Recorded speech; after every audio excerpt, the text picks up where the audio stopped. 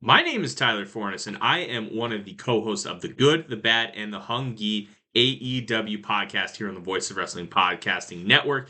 We take a broad scope approach to the world of All Elite Wrestling and the entire universe of Tony Khan. We talk about the big matches, the big stars, the promos, the storylines, and we also look at it from a big picture perspective. How are things going to change over the course of the next 10 years with AEW still in the picture? How are companies like WWE going to adapt and adjust to AEW? Are they going to be a similar way like they did with WCW in the late 1990s? Will there be a counterpunch? We talk about all of that and more on The Good, the Bad, and the Hungy every week on the Voice of Wrestling Network. Hello, everyone. My name is Taylor. And I'm Kelly. And we are the co-hosts of Jumping Bomb Audio, the #1 show all about the world of Joshi Pro Wrestling. Every other Monday, we're coming at you with news, show reviews, and previews of upcoming Joshi action. So whether you're just getting into the scene or you've seen it all, this is the show for you. Check us out on the Voices of Wrestling Podcast Network and wherever you get your audio. Lowe's knows that no matter your paint project, saving is at the top of your list. That's why when you shop today, you can buy one, get one free select Valspar and HGTV Home by Sherwin-Williams one-coat coverage interior paints via rebate. Shop these deals in-store or online today at Lowe's. We help, you save. Selection varies by location. While supplies last. Discount taken at time of purchase. See sales associate for details. Offer valid 8/21 through 9/3. This podcast is a member of the Voices of Wrestling Podcasting Network. Visit voicesofwrestling.com to hear the rest of our great podcasts, as well as show reviews, columns, opinions, and updates across the world of wrestling. Thank you so much for supporting WWE and NXT and me. You're so sweet. You are listening to the Flagship Podcast with your hosts, Joe Lanza. Rich, if I want a puppet show, I'll go to a fucking puppet show! And Rich Frage. So are you ready for Roadblock End of the Line? Roadblock, end of the line. Roadblock End of the Line. Roadblock, end of the line. Roadblock End of the Line. Roadblock, end of the line. Roadblock End of the Line. Roadblock, end of the line. Roadblock, end of the line. Roadblock, end of the line. Roadblock, end of the line. Roadblock End of the Line. Roadblock End of the Line. Roadblock End of the Line. Roadblock End of the Line. Roadblock End of the Line. Roadblock End of the Line. Roadblock End of the Line. Roadblock End of the Line. Roadblock End of the Line. Roadblock, end of the line. Roadblock, end of the line seems to have some buzz. A lot of buzz for Roadblock, end of the line. It really does. And we are live on the Flagship Podcast. I am Rich. He is Joe. Joe, what's happening? How are you? Man, you really caught me off guard with that one. I don't know what's happening or how I guess I'm fine. I hope so. Yeah. Got some championship audio we got to do here. I'm good. Yeah. Got a lot of stuff we got to cover here. Yeah, we got Noah. We're talking Noah for the first time in a while. It's true. A little excited about Noah. I watched that Star Navigation premium show. I enjoyed it a lot. I did. Watch the whole thing. I'm in on the Noah. I think I'm in on Noah again. Ready to go on an N1 voyage? I think I am ready to get on ride the Ark. Yeah, ready to get on the Ark, get that green ring going, get some N1 victory. Did you get to those Dragon Gate wrecks from Case Low yet? So I didn't get them texted to me. You got them texted to you, but I don't know if I ever got them. That's how I know he means business, because I didn't get some kind of hokey DM on one of these social media sites. He went right to the phone and texted me some Dragon Gate wrecks. So I know I have to watch these. I can't blow these off. Yeah. So I didn't get to him yet. He really means business when he picks up the phone. You know, I don't think I've ever gotten a match recommendation text from Case, but that would change things a lot. Yeah, he really wanted you. He really wanted you to watch that. Yeah, for sure. I don't even know if I got those. I think I got like a little bit of I got like a back, like sort of Mike Spears, like, yeah, this match is pretty good. This one's pretty good. It was very low effort from Mike, which I get. Well, that's the Mike energy. Right. Well, and also he sends us a lot of stuff, and I'm just like, yeah, all right, Mike, I'm not gonna watch that probably, but thanks anyway. But no, there's sometimes where Case comes at me with like you got to watch this one, and those I usually will watch. And yeah, whatever these ones that Mike recently recommended, it was like, if you got time, like there was so many qualifiers to it. He knows I'm not going to watch it, but maybe I would. Maybe I'll trick him, surprise him, and I'll watch it. But probably not. No, if I get a text from Case Low, I like usually it's like drop everything. Maybe some Rams news or something because he's a Rams fan or something like that, and I open it up and it's just this wall of Dragon Gate text. I'm like, whoa, all right, I better take a look at some of these. So, yeah, he didn't, so he, like I said, he must mean business. So I'll have to get to those at some point on the weekend. Wasn't able to get to them because. I have to say, Case, it's Rich's fault because I didn't see Dragon Gate on my run sheet, so I didn't prioritize it. Mm-hmm. So yeah. you can blame Rich this time. Absolutely. That's why I didn't get to the 8-5 Korakuen. So I didn't get to that. 8-5. Yeah, we were going to cover the 8-5 Korakuen Hall here on the 21st of August, but you never know. We've covered older shows for sure. Probably aren't going to go back and cover it now at this point because Rich didn't put it on the run sheet, but I got to go back and watch it now. I mean, he clearly means business here if he's texting the recommendations. I should probably check in on. I should definitely check in on some Dragon Gate after a while. I mean, New Japan. I'm kind of gonna. I think I'm gonna be a little arm's length for a bit with New Japan. Obviously, the big shows I'm gonna watch, but yeah, they kind of monopolize a lot of my time, and there's no reason for it at all. A lot of Stardom I still have to catch up on. They've had a really good summer from everything that I've seen. I know that you're probably not going to catch up on the Stardom, but I've enjoyed the Stardom. I enjoyed the Noah. I haven't enjoyed the New Japan, so I got to start prioritizing what I want to watch. Because as we're going to preview throughout this show, there's not a lot of wrestling I love right now, but I did love this Noah show. And Roadblock End of the Line, which I don't know if you heard the intro, but we're going to preview Roadblock End of the Line coming up on this. I didn't hear the intro. Yeah, it's the super. I used the super cut of Roadblock End of the Line. One of my all-time great episodes. One of my favorite segments we ever did. Back to that one, huh? Just said, yeah, it's a classic. It's a classic, and there's new listeners all the time, and I love the idea of somebody just being like, "What the hell is going on here? What are these guys talking about?" Roadblock End of the Line, but I think we still use that as a stand-in for. Because did you know there's technically a WWE Premium Live event this weekend? Do you know which one it is though? This weekend. There is one this weekend. What's this weekend? This weekend, Joe, is... Let me clarify that it is actually this weekend before I tell you. It is this weekend. Yeah, of course. WWE Heatwave. Did you know that WWE Heatwave is coming up from the Lowell Memorial Auditorium in Lowell, Mass? I must admit I wasn't aware of the Heatwave. Yeah. WWE Heatwave, a.k.a. NXT, but nobody buys tickets to NXT shows anymore, so we got to call it WWE Heatwave. Yeah. How dead in the water is NXT? Nothing. I mean, that is zero. I bet I want to know the number of people that found out that Heatwave is this weekend by me saying it right there. Yeah. I only knew because I was looking at upcoming shows because I was going to bore you with let me read all the Forbidden Door indie shows, because even though you told me not to, but I love it. Yeah. It's a fetish that I have, but no, it actually didn't. It's a kink, I guess I should say that I have, but there's not many. There's Rev Pro though. We are gonna talk about Rev Pro, but no, I was really looking forward to seeing what the indie shows were, and then I was like, Heatwave? What the fuck is Heatwave? Well, okay, well, we know that NXT is just an awful, terrible wrestling show, right? Is it finally catching up? Because they can't sell a ticket. There's no buzz. Nobody talks about NXT anymore. I'm looking at this Heatwave lineup. Listen, hand raised. Horrible card. Oh God, is it a horrible card? Listen, hand raised. Am I locked in on the CW every Tuesday night?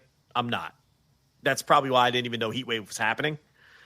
So guilty as charged. If the listeners want to accuse me of not following NXT very closely, because I haven't been. But now it looks like we're gonna have to cover this though. Like, you probably could have gotten away with not watching this. Oh.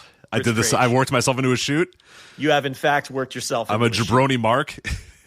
So at some point we have to break down Chelsea Green and Ethan Page versus Tavion Heights and something called Tyra May Steele. Oh, that's the former. She's the one that always gets in trouble. They don't. I thought they didn't like her. She was the former wrestler. She came out there with. Remember all those many years ago on SummerSlam? It was Stephanie, Gable Steveson, and her. Yeah. The Mensa Stock, Tamara Mensa Stock, or whatever. This is her. Yeah, I guess she's. News to me that she's Tyra May Steele. I didn't know that either. So you learn something every day.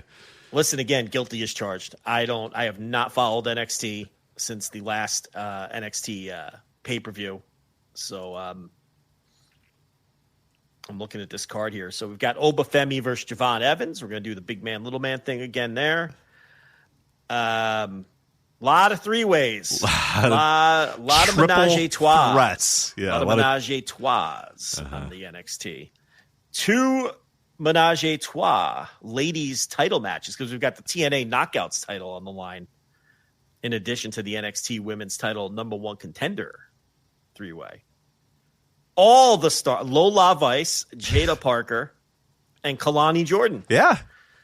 They remember the Jada Parker Lola Vice, like we shake our asses, but I shake my ass better than you shake your ass feud that we saw. But we're also going to be shooters. Right. But then we're doing a shoot fight. Our main thing that we do is we shake asses, but when it comes down to it, we're going to do a shoot fight. And we also are going to shoot fight. Yeah. That was classic. Yeah. JC Jane, so Toxic Attraction 3, defending that TNA Knockouts title against Ash by Elegance and Masha Slamovich. You think Masha gets it back there, right? I would certainly hope. Or you think I Ash, don't have the maybe a little Ash, pulse here, a little exactly, Dana Brooke, getting a run with the strap, the championship, whatever. Yeah, she's going to take home the championship. I hope so, because she'll say it. Maybe, she'll have the other by Elegance people run interference. Yeah. Hank and Tank defend against some combination of Dark State. I don't know which two, but doing Freebird's rules with the Dark State. So either Dion Lennox, Osiris Griffin, Saquon Sugars, and or Cutler James. Right. Wow. So many possibilities. And who are your favorites? Who Joe, if you were a betting man, if you were on Bet Online or BetMGM or ESPN Bet on the new ESPN app, who are you betting? You doing Saquon Sugars and Cutler James? You doing Dion Lennox and Osiris Griffin? I'm going to do the 2 guys that have Wikipedia pages. So I'm going to do Dion Lennox and Saquon Sugars being my 2 representatives of Dark State. Well, Saquon Sugars is is Lucky Ali, correct? Yes. Yeah. He's pretty good. Some of these others are PC products. So I don't know. Listen, how can Hank and Tank properly scout and prepare for this match? It feels unfair. It does feel a little unfair if they don't know who they're going to be facing. I don't know about that. Jordan Grace and Blake Monroe are finally. Listen, people want us to do the victory lap, and I don't know if I'm ready yet for the victory lap. It'll come. It'll be a time. I think.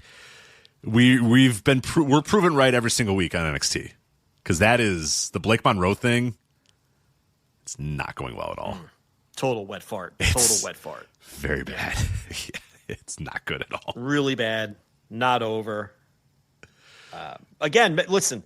Maybe these last few weeks when I haven't been paying attention, she's now wildly over. No. Quite the contrary. She did a promo. There was like There was a back and forth promo with Jordan and Blake a couple days ago that was kind of getting a little bit of virality because it was just like Blake was doing her NXT voice that she did in AEW or whatever, where I am the glamour and you are nothing but fake superstars. The crowd just makes no noise and doesn't do anything, and it's just like, what is this? Reaction. This is so bad. What are you doing? Like, it's just it's a wreck. It's a disaster. Well, they finally split, and they're gonna have their big match.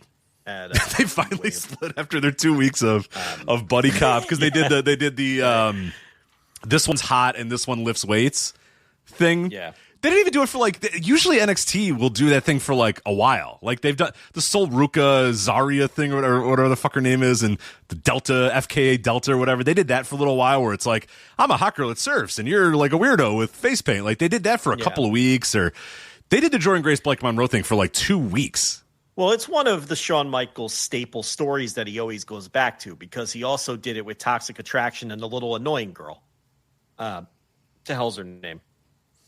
I want you to figure it out. Not Zoe Stark. What the hell's her name? The little annoying girl that makes the dumb faces. That she does the intro. She does the intro. Jeff Hawkins likes her. Does already. He's a big fan. Yeah. Why? I guess he likes her expressiveness. I don't know. You got to ask Jeff Hawkins. She certainly is expressive. I want you to figure it out. I want you to use your brain power. You got it. I promise. I keep going back to Zoe Stark, but she's on the main roster and she's injured. Correct. Now they did do now I see why you might be going to Zoe Stark because they did do Chef Michaels cooked a long time ago because he did do a Zoe Stark one. Remember, it was Zoe Stark and Io Sky were a weird team, and Io Sky took her to sushi, and Zoe Stark was like, "What fish? That's uncooked? No, thank you." And it was like, "What decade is this?" Like it's like that's a joke from like 1982. Sushi? What? Like too exotic for me. Like that's what? It's 2025. Like who hasn't had sushi yet? Shawn Michaels loves his two women who are completely opposite. Yep. Forming a team for a month and then splitting up. Like you get, you're not off the hook. What's her name? Get it. You got it. Get in the brain. What's her name? She was in she was aligned with the. Aaron Quinn bought a cameo for you. I know. Apologizing for you not being able to go to Iceland. She's part of Chase U. Chase U, of course, a charter member of Chase U. Chelsea? No, not Chelsea. Cindy Sizzle Tits. It's not Cindy Sizzle. Close, but not quite there. I don't know. I can't remember. Thea Hale. Thea Hale. That's right. Thea Hale. Yeah. But they did it with Thea Hale and Toxic Attraction. They put her in leather, and she's like, "I don't know. This isn't quite me." And they're like, "I think it looks good." It's just like, what is this fucking show? We're going to turn you into a woman. Terrible. I forgot they did it with another Chef Michaels specialty. Remember Kalani? No. What was her name? The woman that had the bar. Remember the woman who had what was her name? Bar. One of the women had a bar and it was going out of business, and then Kiana James, who the hot, sexy, real estate attorney, was like, "No, I can save the bar, but you have to start doing things my way or whatever." But then she actually became a little bit of a cowboy. I was like, "What is this?" Then she turned into a cowboy. Yeah, what the hell was? She's still around. Her name is. Was that Tatum Paxley? No, that wasn't Tatum Paxley. Not that Tatum was. She's the spooky one. You have to be more specific. The spooky one. You got to be way more specific. That's HBK's other gimmick for the the women. Spooky The one. spooky one. Yeah. What was that? What is that superstar's name? I can't remember. I can't remember her name either. Fuck. Yeah, someone please save us. They all come out of the name generator. They're impossible to remember. She was like she had the bar and she was with the other two country boys. I forget their names, but anyway. Yeah, she was with the guy who's now with Inamura from Noah. Yes. I really don't remember her name. Who wasn't a country guy on the Indies. Fallon Henley. Fallon Henley. Thank you. Thank you. Yes. Fallon Henley. Yeah, Correct. she owned a country bar that was going to go out of business, and then Kiana James. And she was down to earth, she just drank Bud. She drank Pilsner. I drink Pilsner beers, and then she went to Kiana James's house. That was the one where they had the wine bottles that were empty and drinking out of the empty wine bottles. Yeah, and Kiana James is a ruthless businesswoman. Right. Who's not afraid to get whatever she wants. Yeah, that's right. And it's always that's one. It's the chef HBK. He's always cooking up the same story, and he'll do another one now that Jordan Grace and Blake Monroe have split their longtime pairing. There'll be another one come down the pike, and he'll do the same story again. So I think maybe people are finally turning on this shit product.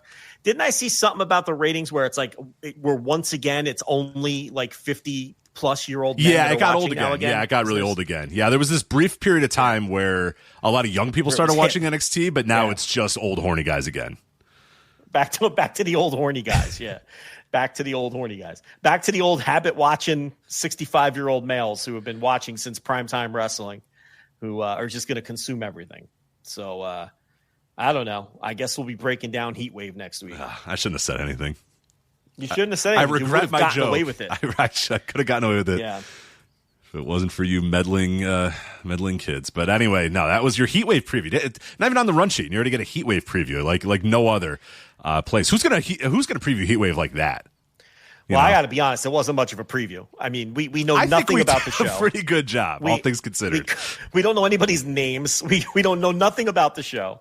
Neither one of us have watched 1 second of NXT since the last. You don't know that. You don't know that. You haven't watched. I mean, I haven't, but you don't know that, though. You don't know that. I do know that. You haven't watched 1 second of NXT, and I know I haven't watched 1 second of NXT. I finally said, why do I force myself to watch what is undoubtedly the worst pro wrestling show to ever exist? NXT. I can't. Was that still taking up space on your DVR though, or did you cancel that too? No, well, it doesn't anymore. I finally cut it out completely. I don't even want to look at it. That's good. Like, I don't even want to see it there. It's gross. Terrible show. Irredeemably bad. A violently bad show. It's just so bad. Yeah. But who better to review it next week than us? Than us, yeah, to right? tear it down and destroy it. Let's plug some shit before we move on, because we always forget, and we'll do it at the end when nobody's listening. So there was a Flagship Plus earlier this week on Tuesday because of the absence of the Flagship last week. So if people want to hear that, we discussed a lot of big topics too. We did the G1 wrap up, including discussing the G1 final and our big picture thoughts on the G1. We did the MLW review that we would have done on the Flagship the week before. So there was MLW talk at the end of the show. And what was the lead topic on the Plus? I can't remember. Triple Mania. Triple Mania, of course. We probably did over 90 minutes on AAA, Triple Mania, the relationship with WWE, the long-term ripple effects it's going to have on the business. And we nearly went 3 hours on that Flagship Plus. So for some of you who were like, oh man, where's the Flagship last week when we had to cancel it?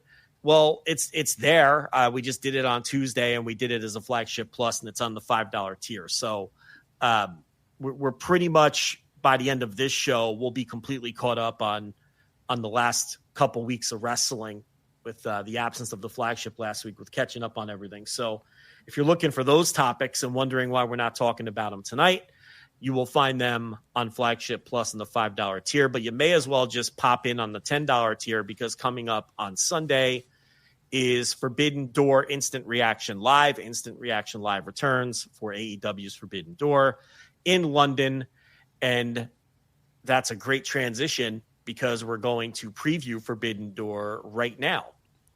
Absolutely. Yeah, so that'll be on the $10 tier, by the way. The live show will be on the $10 tier, and we get this question a lot, but the replay will also be on the $10 tier. So that Forbidden Door, and that's your only chance to hear us review Forbidden Door. We're not going to come back on the Flagship next week and review Forbidden Door. We're not going to do a Flagship Plus reviewing Forbidden Door. So if you want to hear us review that, that's where it's going to be. $10 tier, Instant Reaction Live on Sunday afternoon or so, kind of late afternoon when the show is over. And then the auto replay will be available shortly thereafter. And that'll also be on the $10 tier as well. So if you want to hear that, hear our review of Forbidden Door, you have to get on that $10 tier. But and that $10 tier gets you everything on all the lower tiers. So if you want to hear the Flagship Plus from earlier this week, that, I think it was like 2 hours and 40 minutes of those topics, then just get on the $10 tier, and that'll get you both the Forbidden Door Instant Reaction Live and the Flagship Plus and everything else, the Thursday Dynamite review that dropped earlier today and everything else that we do. So this is the time where you want to get on that $10 tier since there is an Instant Reaction Live this month.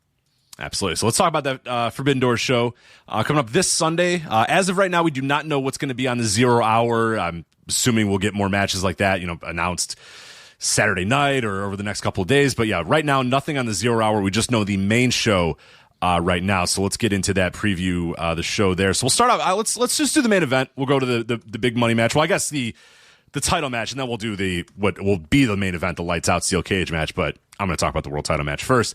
Hangman Page defending the title against MJF. Now on Dynamite, which you did the Thursday Dynamite review on the $5 tier, flagshippatreon.com, if you want to hear a recap and review of this week's Dynamite. You talked about the big angle on Dynamite, the MJF threatening to light Briscoe on fire, and that getting Hangman Page to accept that DQs can make the title change or countouts can make the title change, and that MJF doesn't have to use his contract and stuff. And I was really into the build for this match. I was really into the idea of Hangman Page versus MJF and a real match where I didn't think that MJF was going to win, but it felt like a very good title defense for Hangman Page, and we knew that this was coming down the pike, and they were going to do the, executing the contract, quote unquote, but it was going to be way ahead of time, so we knew it. And then I don't know what the fuck happened this week on Dynamite, but I could not have hated that angle any more than I did, and now I'm very much not looking forward to this match because I'm positive there's going to be a ton of shenanigans and bullshit and ballyhoo and stuff surrounding it. But what say you about this main event, and then we can kind of break it down a little bit more? Because I went from very excited to really, really, really scared of what the hell bullshit's going to happen during this thing. Yeah, they gimmicked it up. And, now there's two things are certain. Number one, MJF is not going to win. Not that I think a lot of people thought Hangman would lose this soon anyway. But you could forget it now because there's no other reason to do the stipulation where he gets his challenge back if he's winning, right? So he's going to lose. And then the hook is going to be, well, he still has his contract that he could execute. So that's number one. They basically gave away the finish by adding that stipulation. And now guarantee that we get future weeks of contract execution talk when I thought we were done, but we're not done. Right. It's either going to extend the program or suspend the program, one or the other. The program will either be extended on television or it'll still be hanging over Hangman's head. Hangman might move on to someone else, but there'll always be the specter of MJF who could execute the contract at any time. Right. So that's number one.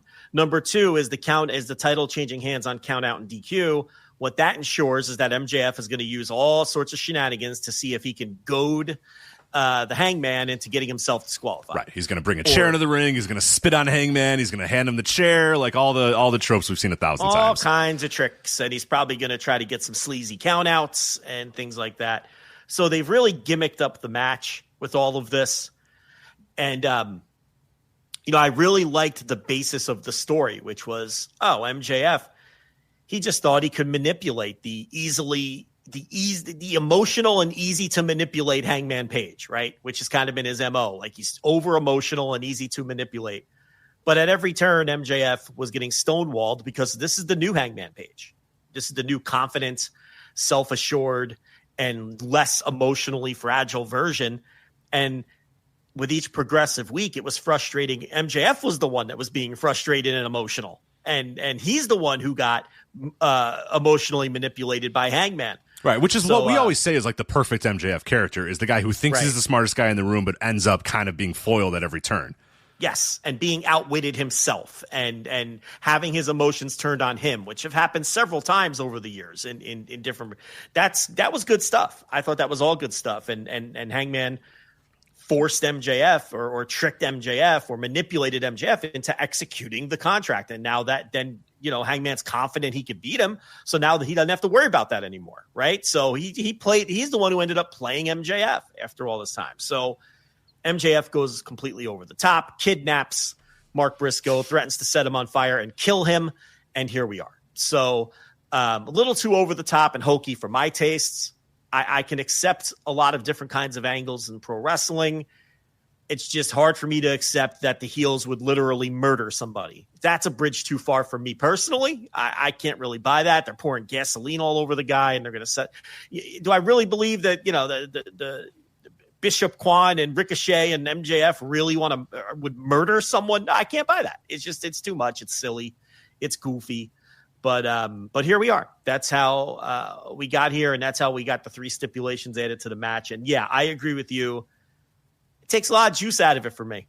I liked the original story, and I liked how MJF was behaving on social media, where he was very confident that he was going to take the title and ruin everybody's night and all this. I thought that was a nice, simple way to approach this match, and they kind of flushed it all down the toilet with too much storytelling. Yeah, which seems like a constant problem in AEW that we always talk about is for all the online discourse from people that don't watch the company screaming about how they don't tell stories. You and I always agree they tell way too many stories. And this was the case. And this happens a lot with AEW. The go-home shows are usually – AEW is a very bad go-home show company where sometimes their angles and their pay-per-views feel like they peak like 2 or 3 weeks early.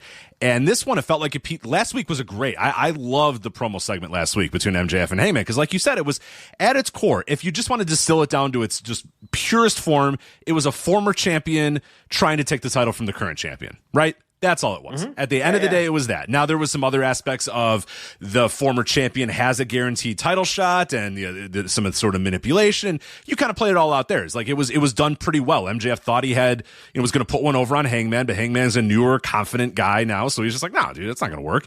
And MJF kind of got caught in his own emotions and had to give up his guaranteed contract for this match. It was good. And I like it. And they could have just had promo packages. They could have just done a backstage promo package or had a Hangman come in the ring and talk about how he's going to defeat MJF or whatever. It didn't need to have an extra story. And now it has to have an extra story. And it's that extra story being we kidnapped and we're going to burn a guy alive backstage on Dynamite, which is just, that's a bridge too far for me. It's a little over the top. A little. It's a very over the top. Yeah. It's just absolutely insanely over the top. And it's just, it didn't need to go. It went from 0 to 100. You know what I mean? That story went from a very good, basic human story. That's a human story. Is a former, the former top guy wants to take down the current top guy, right? Or a guy who used to be emotionally vulnerable is no longer emotionally vulnerable, and he caught the guy who always thinks he can pry on emotionally vulnerable people, but he can't anymore because this guy's not that anymore. If you want to break it, there's some real human stuff there. And that was good stuff. Yes, really good stuff. And now it's like, I don't fucking care. Now it's like, oh, he burned Mark Briscoe alive, or oh, he was going to, so Hangman had to scream about it, and now it's so overdone. It's just telling stories for no reason. You did not need to tell the story. Keeping the contract execution guarantees he's going to lose. Yeah. Because what sense would it make for him to win the title now and still have the contract? So they just totally, they took what was already a pretty predictable finish and they just hammered it home that the guy's losing.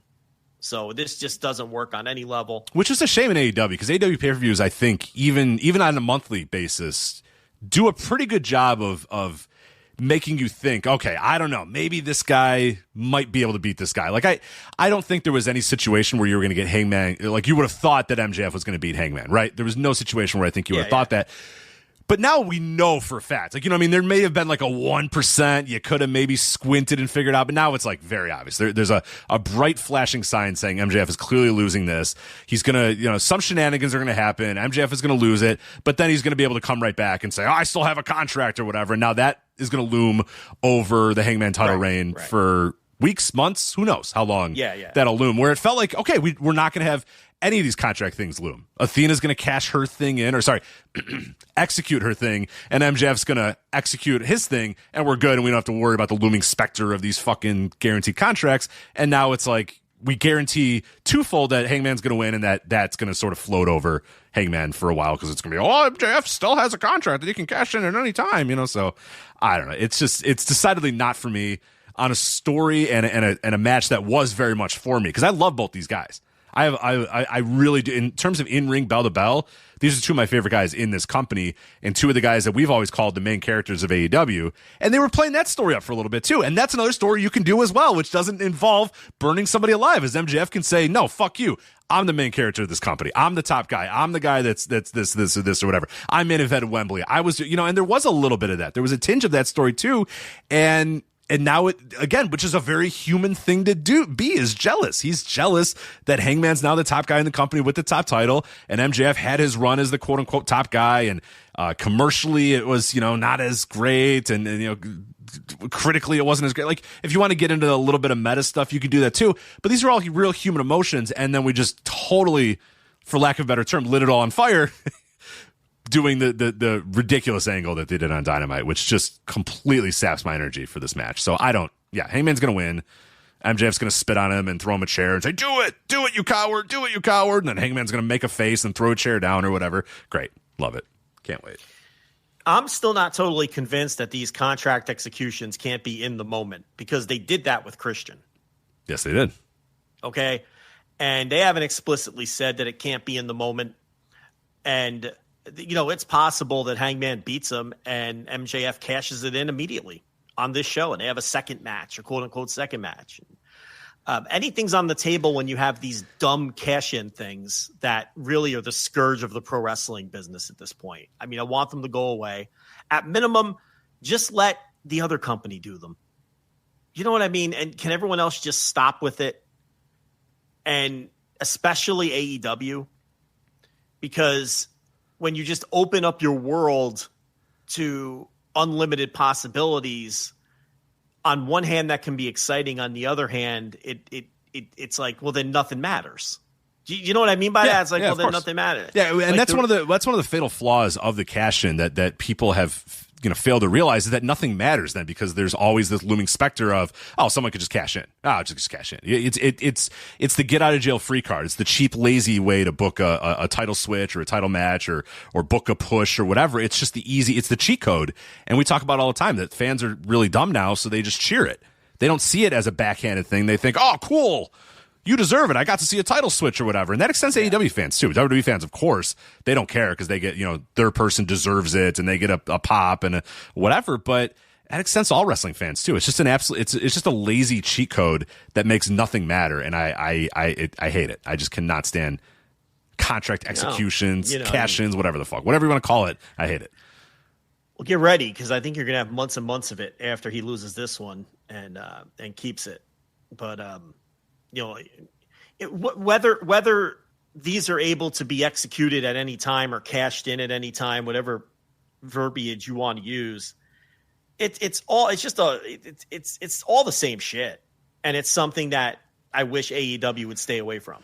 I mean, just saying, oh, well, these have to be, you have to declare ahead of time, even if it is where you have to declare ahead of time and have a scheduled match, it's really not that different. It's still samey, and we all know where you got the idea. And it still makes you look second rate when you're doing another company's idea. And here's the other thing too. What sense do these make anyway when you no longer have rankings?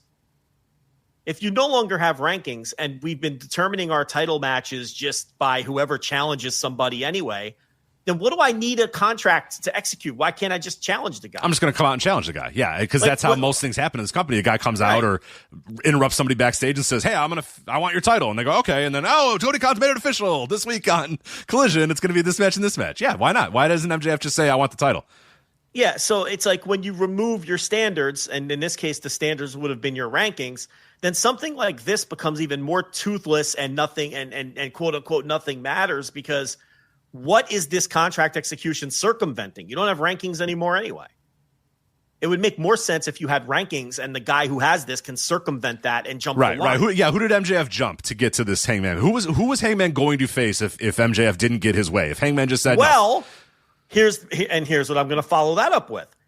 They kind of fucked up their own story during this build anyway, because during the build up towards this, Hangman told MJF, he goes, no, you're going to either have to execute that contract or earn it. And if you want to earn it, there's a guy I want to defend against, and his name is Mark Briscoe, and you have to beat him. Mm-hmm. And MJF did beat him. He beat him in the main event of a Dynamite. Freudian slip there, yeah. And then the next week they forgot about that, and Hangman was like, "Oh, I'm still not giving you the title shot." But that was the whole point of that match. The winner of that match was going to. You're right. Do you remember that? Yeah, I do. Okay, yeah. And MJF won the match, and then they kind of just forgot about that and didn't explain it. And if they did explain it, they didn't explain it well, because I watch all these dopey shows and review them. And I remember when I reviewed that Dynamite, I was like, oh, well, here you go. MJF beats Mark Briscoe. He cheats and he beats him. And now, he doesn't have to execute the con. Now Hangman has to give him the title shot. And the next week, he's like, no, I'm still not giving you the title shot. So, was that just Hangman fucking with him? Like, no, I still don't like you, so I'm not going to defend again. Well, then what determines title shots then? If they just would have kept the fucking rankings, all this shit would make a lot more sense. And it would make their dumb contract executions make more sense too. Because you could have a shithead heel like MJF jump the line of baby faces to steal their title shot. So I don't know. I lost a lot of interest in this match over the last couple of weeks. So people in the chat let us know that Briscoe's foot was under the rope for the 3 count. So they said that MJF didn't earn it that way. But they haven't. But they also haven't mentioned that either, which they also point out too, that nobody's mentioned that. So no, so that's AEW fans forced to do their own headcanon, right? Which happens far too often in this company, unfortunately. Far too often, and that might even be Tony Khan's idea. But what do we say all the time about Tony? A lot of times he has his own headcanon about things that never play out on screen. That has been a weakness of his for 6 years, because he'll go on these press calls and talk through these storylines, and they all sound great. But then we're sitting there going, but Tony, 40% of that never hit the screen. Like, all the shit that would have made all this connected and make more sense was never on screen. It was just in your brain. Sometimes that shit's got to get from your brain to the screen, or it only makes sense to you.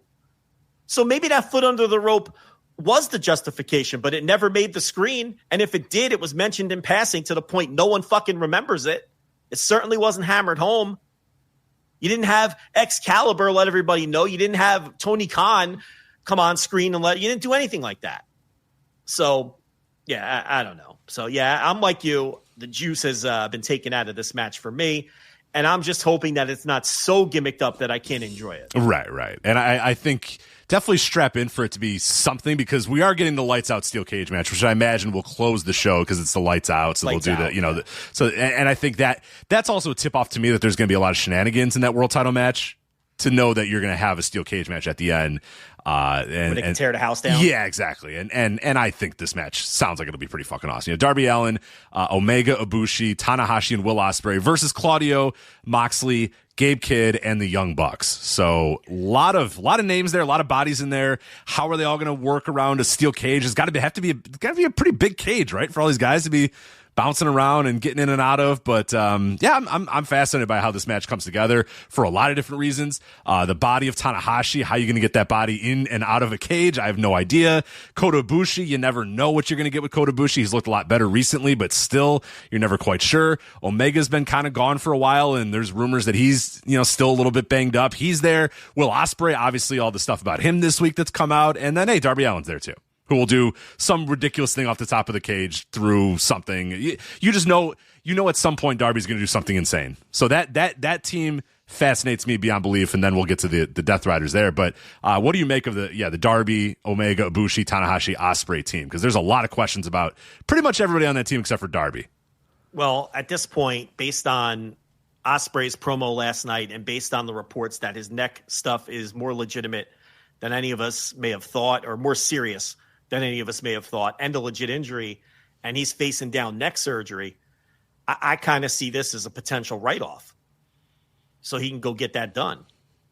I mean, you've got Wembley coming up next year that, was supposed to be, or we all assumed was going to be built around him, right? I think we assume it was going to be built around him because it's Wembley, because he hasn't really had his turn yet at the top, and we all seem to agree that he deserves a turn at the top to see how he could do as the true top guy in the company. And the timing just makes too much sense, right? It would give Hangman a chance to have what would constitute in this era a nice long title run, a year-ish or whatever, you know what I mean? Because nobody holds titles for 3, 4, 5 years anymore. I mean, they did that with Roman, and that's really, other than that, can you think of one in recent, in a major promotion? Before that would be Okada's. That was like, 2 years? I'm trying to think. Yeah, there hasn't been anything beyond a year or two. I mean, a year is really might be really one, pushing one it. other Yeah, we're missing, but you get the idea. But now, that's if he's going to need this surgery, and you are in fact planning on getting him back in time, not just for Wembley, but a build towards Wembley, then it better happen soon. I mean, that's the kind of surgery that can keep you out a year. It can keep you out 15 months. It can keep you out 16 months. It can keep you out 2 years. I don't, depending on what the extent of it is. So, brutal timing from that standpoint. And it's, and look, it's, if he needs the surgery already, it's not the kind of thing he's going to A, work on for another year. And then B, what's the point of putting the title on him? If he's working on a neck injury already, at some point he's going to have to take some time. So that time has to be now. So to me, this just screams with the lights out stipulation and the way this has been built with the Death Riders going after his neck at All In. And then the entire build of this being Will isn't cleared and he has to do a lights out match, but he's willing to put his body on the line to get his hands on Moxley. It screams to me that this is going to lead to a write-off and he's going to go get that neck surgery. That's my read on it. I kind of have a similar vibe too. I think they've planted enough seeds now. I don't know if he's actually going to go get that surgery or if he's just going to try to rest on it or he's going to do whatever it may be. But I don't see him winning this. I don't see like him getting the pinfall and then coming back on Dynamite this week and be like, all right, now I'm ready for the world title. Like there's something else going on here. You know what I mean? They're clearly planting seeds that this guy is going to have to go away for a little bit. And I'm with you. I think the best thing to do is if there's an idea that he needs surgery, here's the thing. If there's an idea that he needs surgery and he went to a doctor and a doctor said, yeah, I would recommend it, I would say just get it over with, really. You know what I'm saying? Like, because there's no reason to keep working on it. There's no reason to keep extending it. And like you said, if you have that idea of like, fuck, in 1 year, I want to be able to try to get back for that Wembley show one way or another, you got to do it now. You know what I'm saying? Like, you have to just say, you know what? All right, fine. If you guys think that I need surgery, let's do it now. Let's get on that path towards rehab as quick as possible. And then, yeah, maybe I can make it back in time, or I can re-debut at that show or whatever. Like, that's what you have to look at. But if you just kind of go with it and say, yeah, no, it'll be fine, or whatever, I'll work through it or whatever, that clock ticks. And then if nothing gets better, and it's probably not going to get better, in 3 months or whatever, and then you have to go into the needle 3 months from now, you've already lost that 3 months of possible rehab time, and now that ability to come back for Wembley is lost. So it's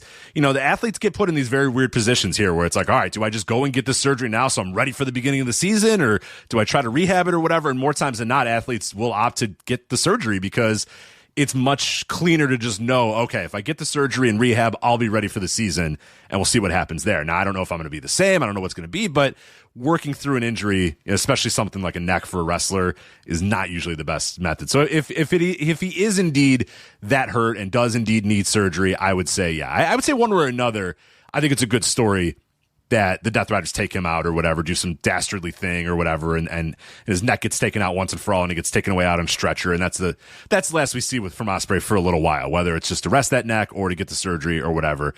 I think all signs are kind of pointing towards that as well. I don't see any other theme in this match besides that, right? Like what other have they haven't really hinted at much else in this match, like the Darby Mox thing, and I was going to ask you about that.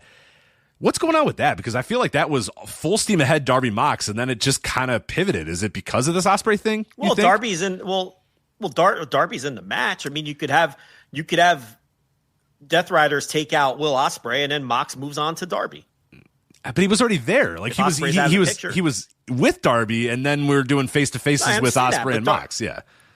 Well, Darby's in the match. It's not like he's not in the match. No, I know. I get it. I just thought he was going to be the focal point of this match. But I do wonder if they pivoted with Ospreay. Well, maybe they're writing off Ospreay, and right. Yeah, that's what I'm saying. Like maybe that this is their way where they can write him off. And look, if that's the case, it begs the question: did they pass over Will Ospreay one too many times, and is it too late to ever rebottle that?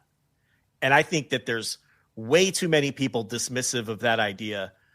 Will Ospreay's fine. They could heat him up whenever they want. It doesn't matter. It's Will Ospreay. So hey, listen, pro wrestling doesn't always work like that. And that doesn't mean that I think the fans are going to turn on Will Ospreay or see him as a mid-carder or just that he can't be, immensely popular and all those things. But when it comes to somebody catching fire and being a true difference maker, it's always about the timing. And sometimes you only get one shot at those things. That's just the way it is. And I think I'm not saying that Will Ospreay can never ascend to the top of this company or ever become the true top guy in the company or even catch fire and become a huge star. I'm not writing off that possibility. What I'm saying is you absolutely have to question whether they missed the moment on that. Whether that was a couple years ago when it was in the midst of the Swerve elevation and they stuck with the plan and stuck with Swerve, and Will put his hand up to put Swerve over to cement the idea that it was Swerve, right? Remember, that was a debate at the time. We talked about that here. People talked about that in other places. And they went with Swerve, and it worked. They successfully elevated Swerve into what feels like a true top guy, but possibly at the expense of that being the time to strike with Will Ospreay. That could have been it. That could have been the prime opportunity. We'll never know. And then it happened again this year, where to me, Will didn't quite feel as hot as he did then the year earlier, but it came down to Will or Hangman. And as we know, Tony struggled with that. And it wasn't, Tony admits that it wasn't something that had been decided long before. It came down to the 11th hour, and they decided on Hangman, which I support as the right choice in that instance this year. That was the right call. But that's twice now, two high-profile examples where they pick somebody else. And to me, Will has never felt as hot in this company as he did 2 years ago when it came down to him and Swerve. I thought, and that might be as hot as Will ever feels. Or I could be wrong, and Will can go get this surgery and come back and feel hotter than ever because fans have missed him, and now he's back. And that might actually be a silver lining to all this, where if he goes away for a while, it's like, wow, we really missed that guy. And Wembley's coming, wow. And then they might really rally behind him, and it could work out for the best. But my point is, you don't know. And I think people are way too confident that you can just snap your finger and push the guy and it's going to work. Wrestling fans historically they're fickle. They want it when they want it. And then if the timing isn't right after that, maybe the timing is never quite right again. You know what I mean? And it's like with this guy, it's like, all right, he got passed over a couple times and they were in both instances, they were both legitimate choices. And I think in both instances, they probably made the right call. Because who knows if you stall the Swerve thing in the middle of it, maybe it derails him and people don't believe in him anymore. And if you don't go with Hangman here, look, we talked about if you didn't go with Hangman this year, that could have caused a revolt. Oh, for sure. With the fan base. Yeah. So I'm not even saying that those were the wrong moves. But I'm saying you could take a step back and intellectually say, hey, you know what? Maybe they keep passing the guy over. And, and maybe the fans just start to see him as this guy who has great matches, who is enormously popular and a credible near the top guy who ultimately just puts people over. And then maybe they don't believe in him at the same level that they would have believed in him if you ran with him when it felt like it was the time, because it felt like it was the time. And they were caught in a bad spot because they were in the middle of something with somebody else. And he caught everybody by surprise with how good his promos were. Yes. You and I kind of believed that he could be a good promo, but then he was an even better promo than I thought he would be. I mean, those rah rally, this is where the best wrestle, I'm so happy to be here, promos, that hit at the exact time it needed to hit in AEW. And that fan base that was clamoring for somebody that was just speaking their language, and Ospreay comes and he speaks their language. And he's having all these great matches. And don't discount the idea that it was a lot of people's first time around with him too, which may have helped with that. Do you know what I mean by that? In other words, there could have been a lot of people who were really getting their first long-term exposure to how great the guy was.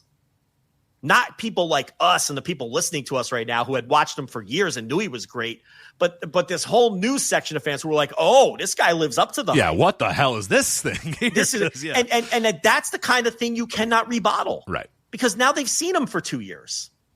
They've seen him for 2 years now. And that's all I'm saying. I'm not saying the guy's – I think when I make this argument, people think I'm trying to say he's dead in the water or you can't ever push. No, I'm just saying maybe we've missed the prime opportunities to push this guy to where it really could have taken off. Because I really thought if they would have pushed him 2 years ago, it had a chance. I'm not saying a guarantee. It would have had a chance to really spark big and be a true difference-making top guy, which AEW hasn't had since the name that will not be spoken, because I'm not going down that road today. And people, let's please not. People, you can't be honest with because some people, they lose their fucking, you know how it goes. They lose their fucking minds. I do. But the reasonable among us understand they haven't really had a true difference maker at that level since that guy. And maybe he could have been. I don't know. But I don't know how many more times you bypassed him twice. Maybe he goes and gets surgery now. How many times does opportunity knock? So I think that's another sidebar of this potential neck injury and surgery that he's facing down. Yeah. And the other thing, and I noted this behind the paywall, another thing real quick, I think Will Ospreay, the man, has to be a little more selfish about his career. He throughout his whole career, even long before AEW, it's always, who can I put over? Who can I put over? Who can I put over? Who can I help make? And that's great. He doesn't think like these old school carny pro wrestlers, right? He's always looking out for everybody else but himself because he's probably confident in his ability to stay over because he's so great, right? But at some point, let's say he goes and gets this surgery and he comes back when he's 33, 34 years old. Well, you know what? Now your clock's ticking. And now you're not going to be the same physically. And now you're going to have one neck surgery banked. And now you're going to be knocking on the door of your mid-30s. At some point, when Will Ospreay goes into these meetings, he has to say, no, boss, I think I am the pick this time. I mean, he's got to start thinking that way, too, I think. Yeah, that's been a problem for a lot of people, believe it or not. It's not been a problem for some people in AEW, but it has been a problem for a few people in AEW. And I talk about this a lot when I do the Change the World series on our Patreon, where I talk about the early days of AEW. And it was kind of seen very similarly, Kenny Omega and the Young Bucks. they were all about putting everybody else over when AEW first started. Kenny Omega just wanted to lose to everybody and put everybody over just to make sure that nobody thought that since he had an EVP title that he was having extra special treatment or whatever. So I'll do whatever I can to put other people over, and I'll lose my feuds and I'll lose all my big matches. And the Young Bucks did a lot of that too in the early days of AEW. And you look back at that and you're like, man, you guys should have probably just won a little bit more, because then when Kenny was ready to start winning, then we were in the midst of a pandemic. And Kenny's main run on top of the company really was done during the pandemic. And then, you got the first Arthur Ashe show out of it, and you got a couple of shows, elsewhere out of it. But Kenny always felt like maybe they didn't strike as much with Kenny as they probably could have and should have in the early days of AEW, or then even when he came, when 2021, when the crowd started to come back. And that, I think, is also an issue with Ospreay too. And the Bucks, to a lesser extent, did it too. But an issue with Ospreay too is that, he's always embraced the idea of putting everybody else over and making guys and getting guys ready for it. But yeah, sometimes it's got to be, it's got to be time to say I'm the top dude.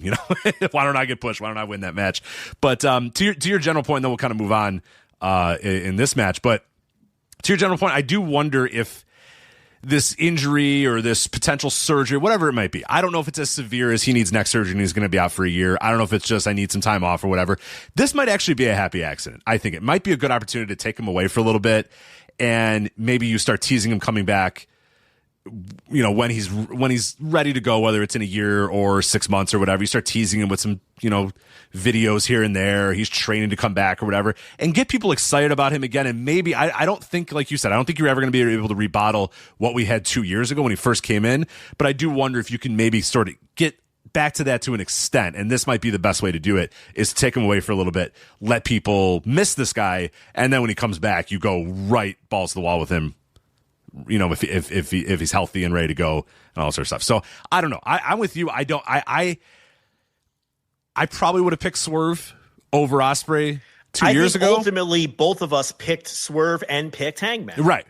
But what I'm saying is they were reasonable debates, and set those aside. Even if you firmly were choosing Swerve and Hangman, which is reasonable because it's risky to rip everything up and go with some new guy. I get it. Okay. But what I think is a worthwhile discussion is missing the peak opportunity with someone. People brush that off a lot like it's crazy with Will. I don't think it's crazy for anyone.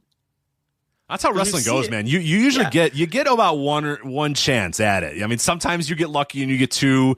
You rarely ever get three. But yeah, go throughout the history of professional wrestling and missed pushes and missed peaks or whatever. You usually don't have a good opportunity to go back to that person. These are going to be weird examples, but if you were around in real time, you're going to get what I'm saying. Did Ryback or Braun Strowman ever recover when Vince didn't go with it when it was time? No, and we talked about it on this show. This show was old enough for us to have talked about both of those and said everybody has to get out of the way for the Roman train. And we used to make train noises or whatever. Yeah. And we said how Braun Strowman was a legit powerhouse big man. People wanted it. Wanted it. They wanted Braun. And there was a period of time where people wanted Ryback. Now, that Ryback CM Punk match got pay-per-view buys. Remember that? I forget which show it was. Maybe Hell in a Cell? Was it Hell in a Cell, I think? Like, they drew that match because people were like, holy fuck, Ryback's going to beat CM Punk and become the champion. It seems insane to think about, but it was absolutely true. And absolutely people were saying, hey, maybe Ryback should beat CM Punk. Now, there could be a million other reasons why Vince didn't go with either one of those guys. Both of them have been proven to be a little weird since then. And then sure. But they're high profile examples of where something felt hot and they didn't go with it. And then the point is you never have another chance. Now, do either one of those guys have the charisma, skill, ability, promo ability of Will Ospreay? No. Okay. But I just think that they're interesting comps from the standpoint of those are guys who got molten hot and it felt like it would have worked if you went with them. And they didn't, and then they just felt like non-entities from that point forward. The classic example that everybody always uses is Lex Luger. Lex Luger in WCW, 1990. That's a much better one, actually. Yeah, because that's a decent comp where... A legitimate one. This guy comes out of nowhere, not nowhere, he came from Florida or whatever, but, he comes into, the Crockett promotions, he comes into WCW, and he's hot as fuck. And it's 89-90, and it's like, holy shit, this guy is like mostly 89. And it didn't take long for the fans to just say, this is our guy. We want this guy. We want this guy. We want this guy. And then what happened is WCW had planned for Sting. Ric Flair had planned for Sting. The idea was, no. Lex Luger, his turn will come eventually, but it's Sting's turn first. What happens, though, is Sting blows out his knee. So then they go, well, hey, maybe let's go with Lex Luger. And Flair said, no, I'm going with Sting. Sting's the guy who we have set this story up for Sting to beat me. Sting's the guy that beats me. So then Lex Luger had to just kind of fuck around for months and months and months and months until Sting came back. Then Sting was the guy. And then a couple years later, they wanted to go to Luger, and Luger was nothing at that point. He had given up. He didn't really care anymore. The fans didn't care anymore. And it just, they never, that peak though, that Luger peak in 89. Peak. Never got there ever again, ever. And then WWF tried it in 1993 with Luger. It never got there. And then WCW tried it a couple other times with Luger. And it never, ever got there again. The fans wanted it when they wanted it. Right. And the fans, it's just this intangible thing where they just never felt the same way about the guy again. And Sting, I think, as a result, didn't get as much over, too, because a lot of the fans were like, nah, we wanted that guy. We didn't really want you. We wanted Luger. And Sting was the guy that they chose. And it hurt Sting. Sting never really quite got over to the extent that he probably should have, because the company and Flair chose Sting over Luger. So yeah, that's the classic example I go to of you really missing the peak of a guy when the fans were ready for him, and for a multitude of different reasons, you just didn't go with him. It's a much better example than Braun Strowman, for sure. And there's another similar example. You know how ROH waited around they waited too long on Tyler Black. And then it didn't take as well as it would have if they didn't miss the peak on Tyler Black. Right. They did the Jerry Lynn thing for a while. They did a bunch of other things for a while. And then, they went to Black, and it was like, nah, nobody cares anymore. It was too late. You missed when the iron was hot. And he had a foot out of the door at that point. Exactly like Luger, too, because Luger, by the time they said, all right, Luger, you're our guy. And he's like, yeah, I'm leaving. I don't want to do this anymore. I'm going to World Bodybuilding Federation. I'm done. So they give him the title, and he's basically out the door. And that's exactly what happened to Tyler Black, too. It was like, all right, Tyler, you're our guy. And he's like, yeah, I'm not going to be here much longer. So. And it got delayed by a bunch of things. I mean, Carrie Silkin was determined to do the Jerry Lynn thing based on the wrestler and all of that. And then it's like the fans weren't ready anymore. They waited. You missed the timing. The key in pro wrestling is making fans want something so bad, not giving it to them, but then delivering it at just the right time. That's the key. And you know a good example of nailing it? Gato and Naito. Perfect example of nailing it to perfection. People will debate that. I will die debating that was the right call, because it all worked out in the end, and it all worked out better in the end, and they all made more money in the end. Go look at the attendance to that Double Dome and tell me it didn't work out. They all made more money in the end, but was it a risk? Yeah, it was a risk, because they could have ran off that fan base and pissed everybody off, but they didn't. They came back and drew 70,000 people 2 years later when they finally did it. And it was the absolute peak of that era. So that's a great example of nailing it. But again, was it risky? Fuck yeah, it was risky. So I don't know. I'm just saying that it's you can't just hand wave it. Like it's a worthy discussion. Yeah, it's definitely a worthy discussion. That's all I'm saying. And look, Will Ospreay might be the biggest star in the business in 5 years for all I know. Wouldn't shock me at all. Not at all. Not at all, yeah. So anyway, we got a lot to get through. Yeah, so let's go to some of the other matches on this show. IWGP World Heavyweight Title match.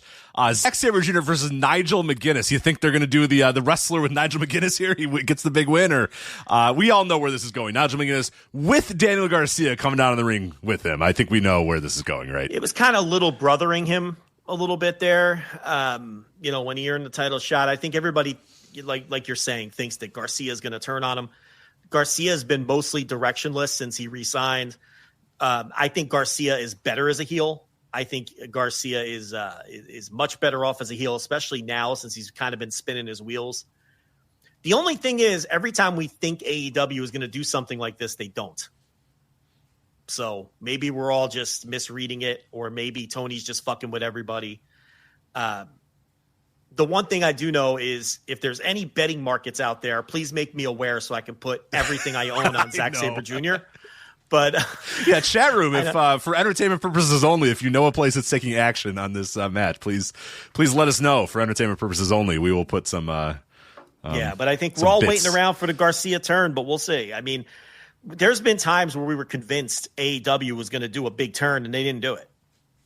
So, but this one seems like one of the most obvious ones yet. So yeah, it does. Are you disappointed that this is the World Heavyweight title, the IWGP World Title match on the show? I love this match. I think it's gonna be pretty awesome too. Yeah, I love this match. I think it's going to be different than everything else on the card. It's two guys who have wanted to wrestle each other in a big spot, and they're getting a chance to do it in England and in the perfect place to do it. Okay, it's not in Des Moines, Iowa. Okay, we're doing this in London. I'm hyped up. This is one of my most anticipated matches on the entire show. I can't wait for this match. I've loved everything Nigel has done. I am amazed at how good Nigel is after not wrestling for that long. I thought he was going to be really rusty, but he's really not. He's still pretty fucking great. He's not peak Nigel, but... No, well, yeah, Jesus Christ. Well, peak Nigel's not good. We don't need peak Nigel at this point in his life. Fuck, I'll take it. But it ain't my brain. But look, I'm looking forward. I think it's going to be... It has a chance to me to be a great, great match. I think technically it'll be really fun. And yeah, I think the crowd's going to be real juiced for it too. So yeah, I'm excited. I mean, what the fuck? What would people want instead? What do you think you're going to get? What were people wanting instead of this? Yeah, I don't know. Who on the AEW? Give me an AEW roster member that you want cool to lose to Zack Sabre Jr. in this world title match. Yeah, there's not a ton of guys that I could put in this spot. You want to throw someone from CMLL in there since there's like no CMLL talent on the show? I could buy that, I guess. Yeah. You want to put Blue Panther in there? I don't know if that's the right spot for Blue Panther. Okay, I'm in. Never mind, I'm in. I would eat that up. You're right. You found a better match. Yes, I'm right. I don't know if this show is the right spot for that kind of match. Yeah, I don't know if this crowd's going to be quite... Yeah, I think the crowd is going to be fucking molten hot the entire time for Sabre and Nigel. Yeah. And maybe not for Blue Panther and Zack Sabre Jr., but as much as I would love to see that match. You want to do Hechicero? He's wrestled Hechicero a million times. Yeah, no. I mean, he's wrestled a million times. You want to do, I'm trying to think CMLL. You want to do Ultimo Guerrero or somebody like that? Okay, I would enjoy every one of these matches I'm pitching. I don't know if any of them are better for this spot than doing Nigel. And as far as people on the AEW roster, did you want to put Lee Moriarty in there? That does nothing for me. Sean Dean? You want the Captain Sean Dean to get a... No, who else was in that match? It was Lee Moriarty. It was Lee... was it Lee Garcia? Wasn't it Moriarty... Nigel, who am I missing? Let me pull it up. There's one more. See who could find it first. Yeah, let's see. I'm blanking on who the last person was. I'm going to pretend. It was Hetch. Yeah, it was Hechicero, Lee Moriarty, Nigel McGuinness, and Garcia. Right. So, I don't know. I think it's a really cool and creative match that I didn't see coming. Yeah. And because they're both looking forward to it, I think they're going to go in there with something to prove, and they're going to have an excellent match.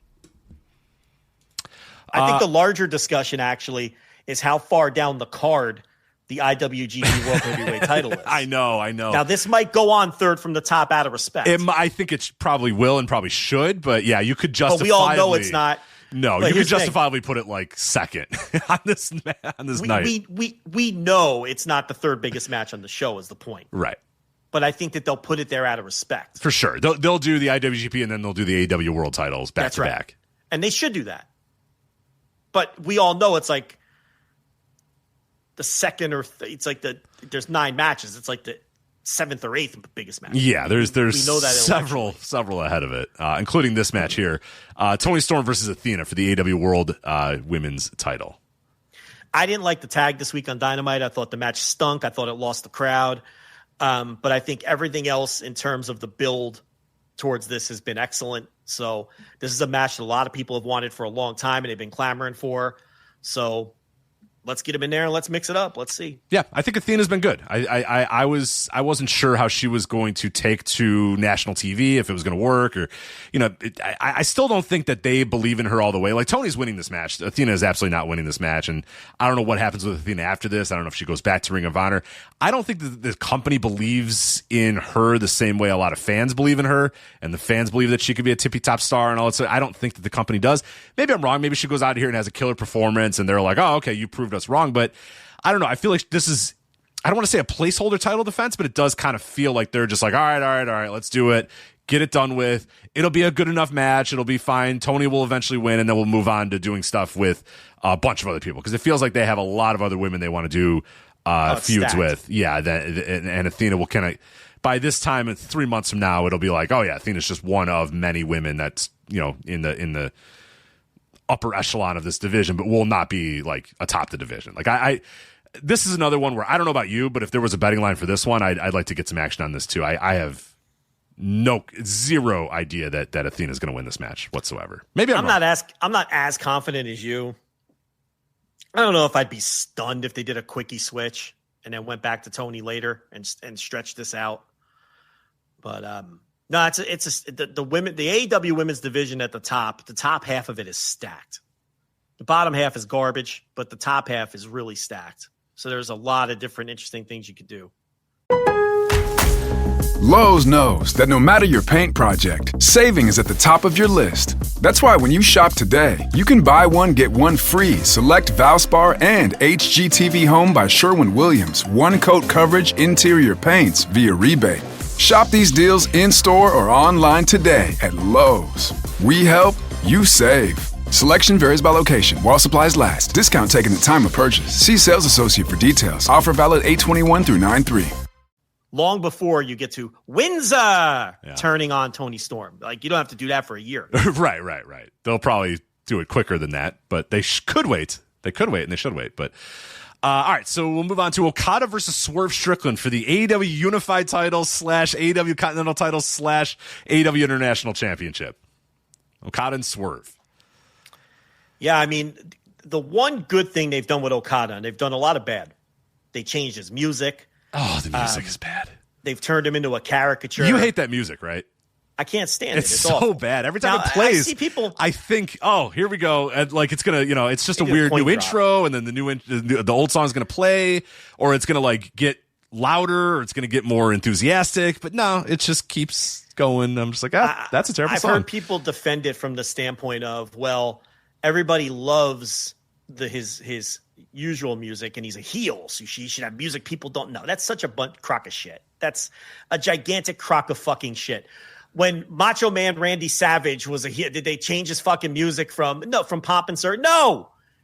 Someone has an iconic theme song. I don't give a shit if they're a babyface or a heel. They need to have their iconic theme song. It's part of the package. If the guy is good at his job, the fans will hate them no matter what no matter what the fucking theme song is.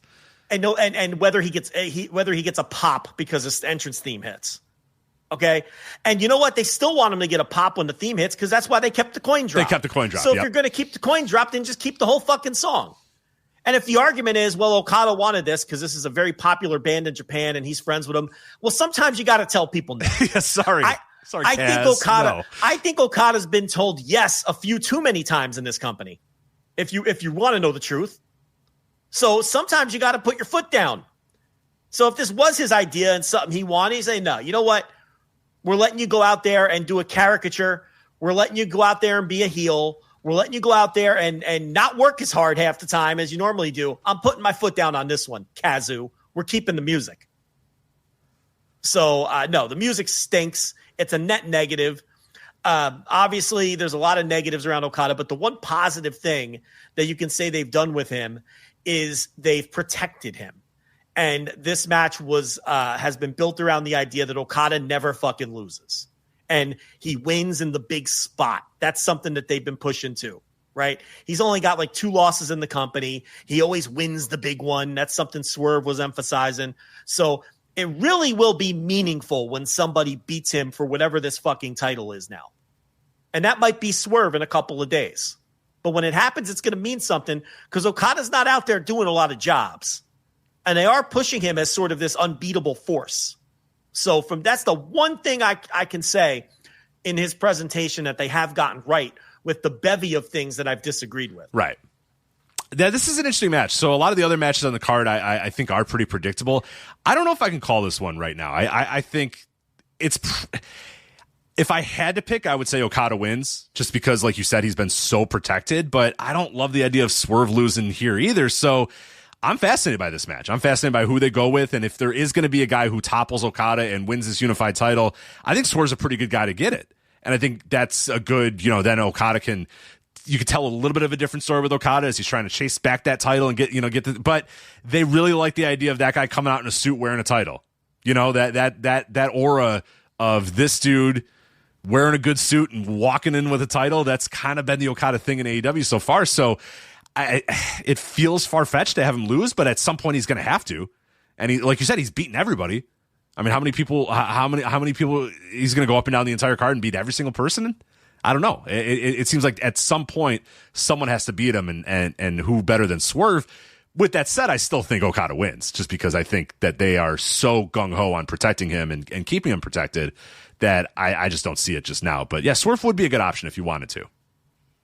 I don't know. Do you have a good idea who's getting this one, or are you kind of 50-50? No, I mean, I could see Swerve winning, but, I could see Okada beating him too. I mean, Okada's Callis family now. So the reality is we're getting some kind of screwdriver finish or something, and we're all going to be pissed off. I mean, that's what we're getting.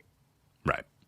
And they've been floating it out as well, because there's been some other news coming out about Swerve, who, I think it was Fightful that reported it. Yeah, he's got it. But it's weird. It's like, he's had a meniscus injury. Or he's got a meniscus injury, and then it came out that he's had the same injury since 2019 or whatever. So I don't know if that's just we're trying to get that out there, and then if he loses, he can take a couple of weeks off and say, I'm rehabbing my meniscus or whatever. You know what I mean? Like, I do wonder if there's a little bit of PR going on here, where it's like getting out ahead of a loss, and Swerve can take a little bit of time off to rehab his injury that he's had since 2019 or whatever.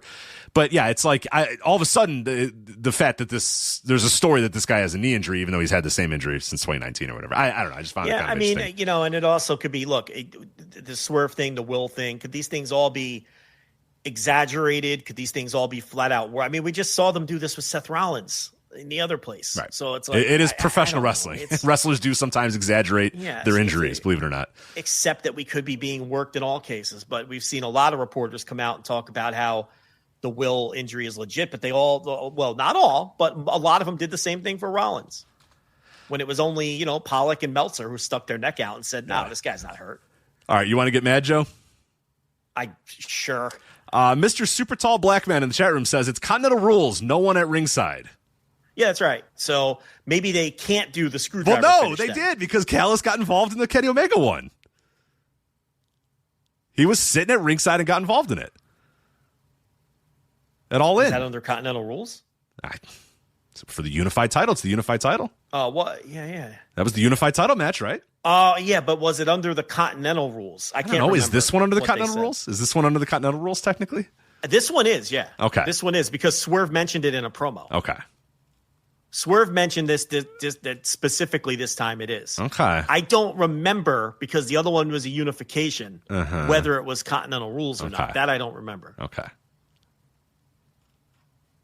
So the fact that we have to have this debate, I would just, if I was this company, I would say, you know what? All matches are Continental rules. So I guess they waived the Continental rules on that match. So that's what I'm saying. I don't know if that one was the Continental rules. I mean, which do you think so stupid? No, you're free to interfere this time. Right. This time you can't interfere. So,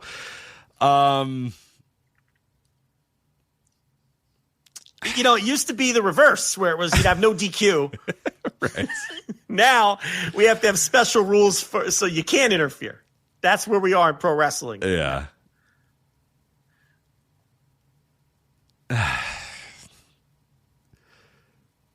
He'd probably still come out, right? You'd think the referee will get knocked out and he'll come out or whatever. They can figure something. Yeah, of course. I mean, if you don't think Don Callis is having some sort of say in this match, why can't he could kick him in the dick and then have the screwdriver hidden in a turnbuckle post or something? I mean, you think Okada's hitting the Rainmaker and 1, 2, 3 clean in the middle over Swerve? Right, yeah. He's gonna have wrist control. He's gonna have wrist control and lift him up and just fucking put his ass down 1, 2, 3 in the middle of the ring. Yeah, he's either losing or doing something underhanded. Yeah. I mean, they had Kyle Fletcher. They had guys cheating throughout the whole Continental Classic. Remember I was complaining about that on a weekly basis? Yeah. They were finding ways. Yeah, it'll be a screwdriver or something. We'll see. Hey, prove us wrong. Prove us wrong. What kind of a full circle snake eating its own tail shit is it when you have a title and a tournament where you're saying, okay, this is where we can't cheat. This is all clean. And then guys cheat for heat because you're not allowed to cheat. Because you're told you can't cheat, so they cheat for heat. And you're getting heat for cheating, even though in all the other matches, you're not banned from cheating. What the fuck is happening in pro wrestling? The plot has been lost. We have lost it. Oh, we'll see. I guess we'll see on Sunday. Because everyone's like, oh, they're getting heat. They're cheating for heat. Yeah, but you're not supposed to. This is the one little time you're not supposed to cheat. You're not supposed to, but that's the heat. So I understand. The heat, though, is that you're not supposed to cheat. Right, so you can get more heat if you do cheat. Yeah. You're not allowed to cheat. You're not supposed to. What the fuck? You know what I mean? So it's like you create this. It's really through the looking glass. It really is.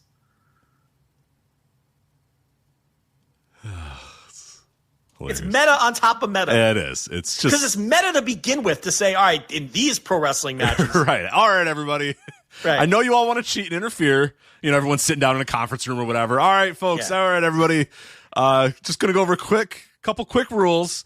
I know that you want to have your managers down to the ring and you guys want to cheat, but no, you cannot cheat in these particular matches for this particular title, okay? So just these. As everybody writes down in their notebook.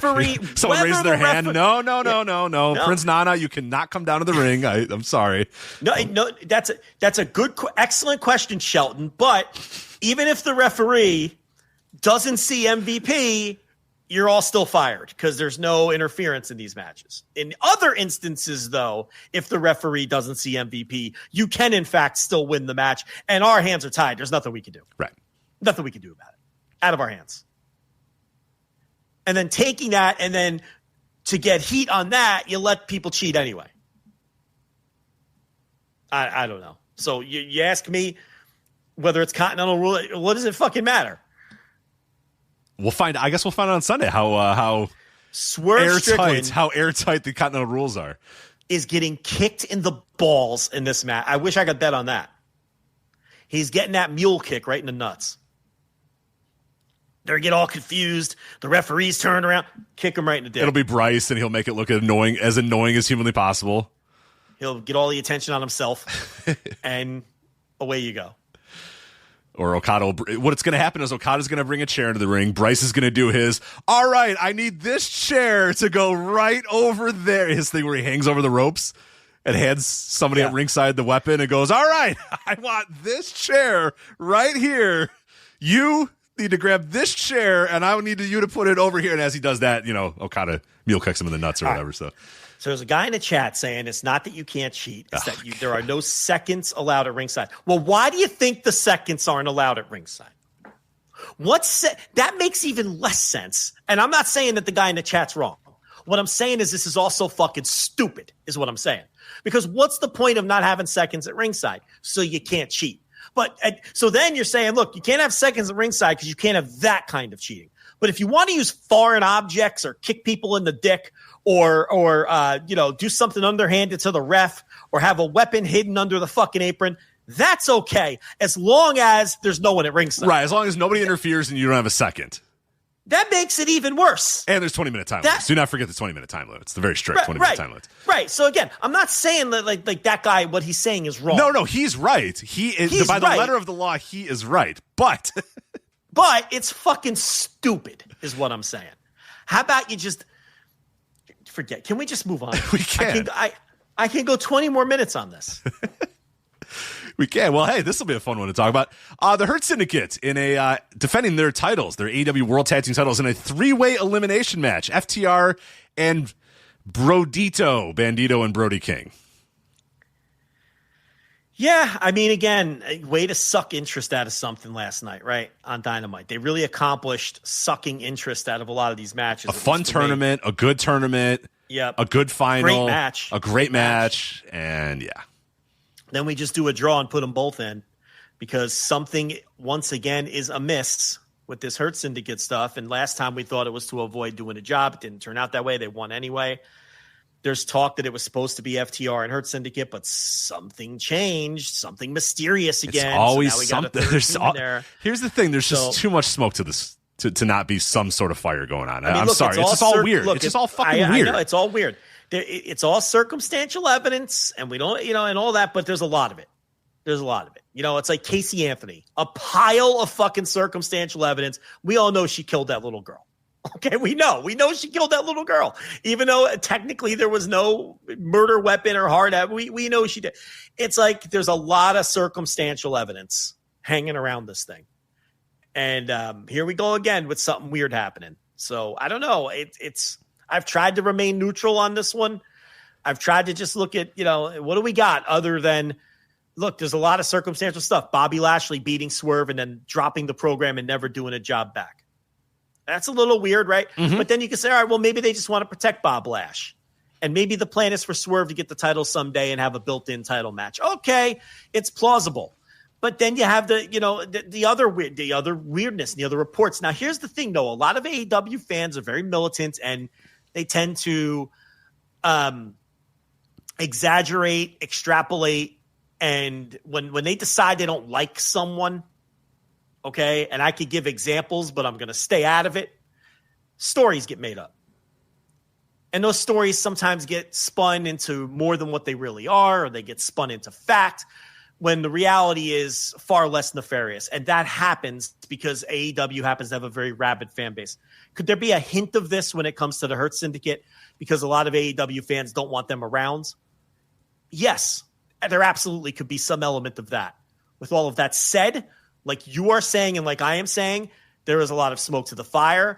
There continues to be a lot of circumstantial evidence that something is amiss here with these guys. Why are we adding a third team to this match? Again, and this is back-to-back pay-per-views now that we've had a three-way for the tag team titles. So I guess we're all going to find out on Sunday. Now, this one's an elimination match. Maybe Shelton Benjamin's going to lay down and take the pin from Cash. I don't know. But on Sunday, we're going to find out why this turned into a three-way match when it didn't need to be. Yeah, the rubber's going to meet the road eventually on this Hurt Syndicate thing, and it'll be obvious to us at some point very soon. But yeah, we thought it would be obvious at All in Texas. I was like, oh, well, they respect Christian, so they'll do the job to Christian, but then they just won the match. So I was like, all right, maybe not. I don't know now. So I'm not sure. I have no idea. It just, it kind of sucked the life out of what I thought was a really good tournament and a really good match. And I thought FTR is one of my favorite acts in the company right now. And I've really enjoyed I refuse to call them Brodito. I'm just going to call them Bandito and Brody King. I think that's a really cool team as well. So there's a lot of fun stuff going on in this division. There's just this fucking anchor in the middle of it. And I'm just anxious for them to lose the titles at some point because I think there's a lot of this tag division's kind of rebuilt itself underneath these guys. And now it's time to get these guys out of here and do whatever they're going to do. I don't know that they really need the titles. Maybe you think that they do. Whatever's gonna happen with them is gonna happen with them. I don't care, to be honest. I just know that there's a lot of good tag teams in this company right now, and this tag tournament kind of proved it. And I'm ready for them to start, because that's an ability. You really have an ability now. If you move the titles to one of these two teams, whether it be FTR or Bandito and Brody King, and I'd honestly go with Bandito and Brody King for now. I think that's actually a pretty good idea because what you can do now is, and they're already doing it with FTR on Collision, but now on Dynamite you have guaranteed, if Brody King and Bandito are defending those titles, you're pretty much going to be guaranteed to have a pretty great match on Dynamite every single week. And right now with the Hurt Syndicate, you are not. If they even do defend him on Dynamite, which is a little kind of rare here and there, but you're not getting great matches in your tag division right now, and that's it's kind of an issue with a lot of the titles in this company, and it's kind of a bigger issue I think with this company right now is a lot of the champions are not people that go out there and have great matches all the time. They don't wrestle very regularly. You know what I mean? Like Okada, he's your unified champion, but he's barely around. He comes out with his little suit, does one thing, he goes away, and then you're gonna have to wait for a pay-per-view to see him. World Tag Team titles, the Hurt Syndicate are not out there having great matches every single week. The world title, they've been very protective of world title matches on TV now that they have the monthly pay-per-views or whatever. So you didn't get a whole lot of Moxley defending that title, and you're not getting a whole lot of Page so far. Now I don't know if that's going to change anytime soon with Page, but Tony kind of the same too. It's a weird thing right now where you don't get a lot of big time title matches on or good title matches, I should say, on these shows. If you do get them defended, I won a couple weeks ago. Yeah. It's just it used to be a more regular part of the TV, and I don't know if that's a byproduct of the monthly pay-per-views or if it's a byproduct of just the way that they've decided to book their champions. But it's a flashing light for me that the Hurt Syndicate are kind of bogging down this world tag team titles when I think that it's a great built-in way to have a great match every single week is to have a good hot tag team title match every single week. We talk about it with the trios titles, which that's a lost cause at this point too, but that was something you could have done years ago. I don't even know if I could name the champions.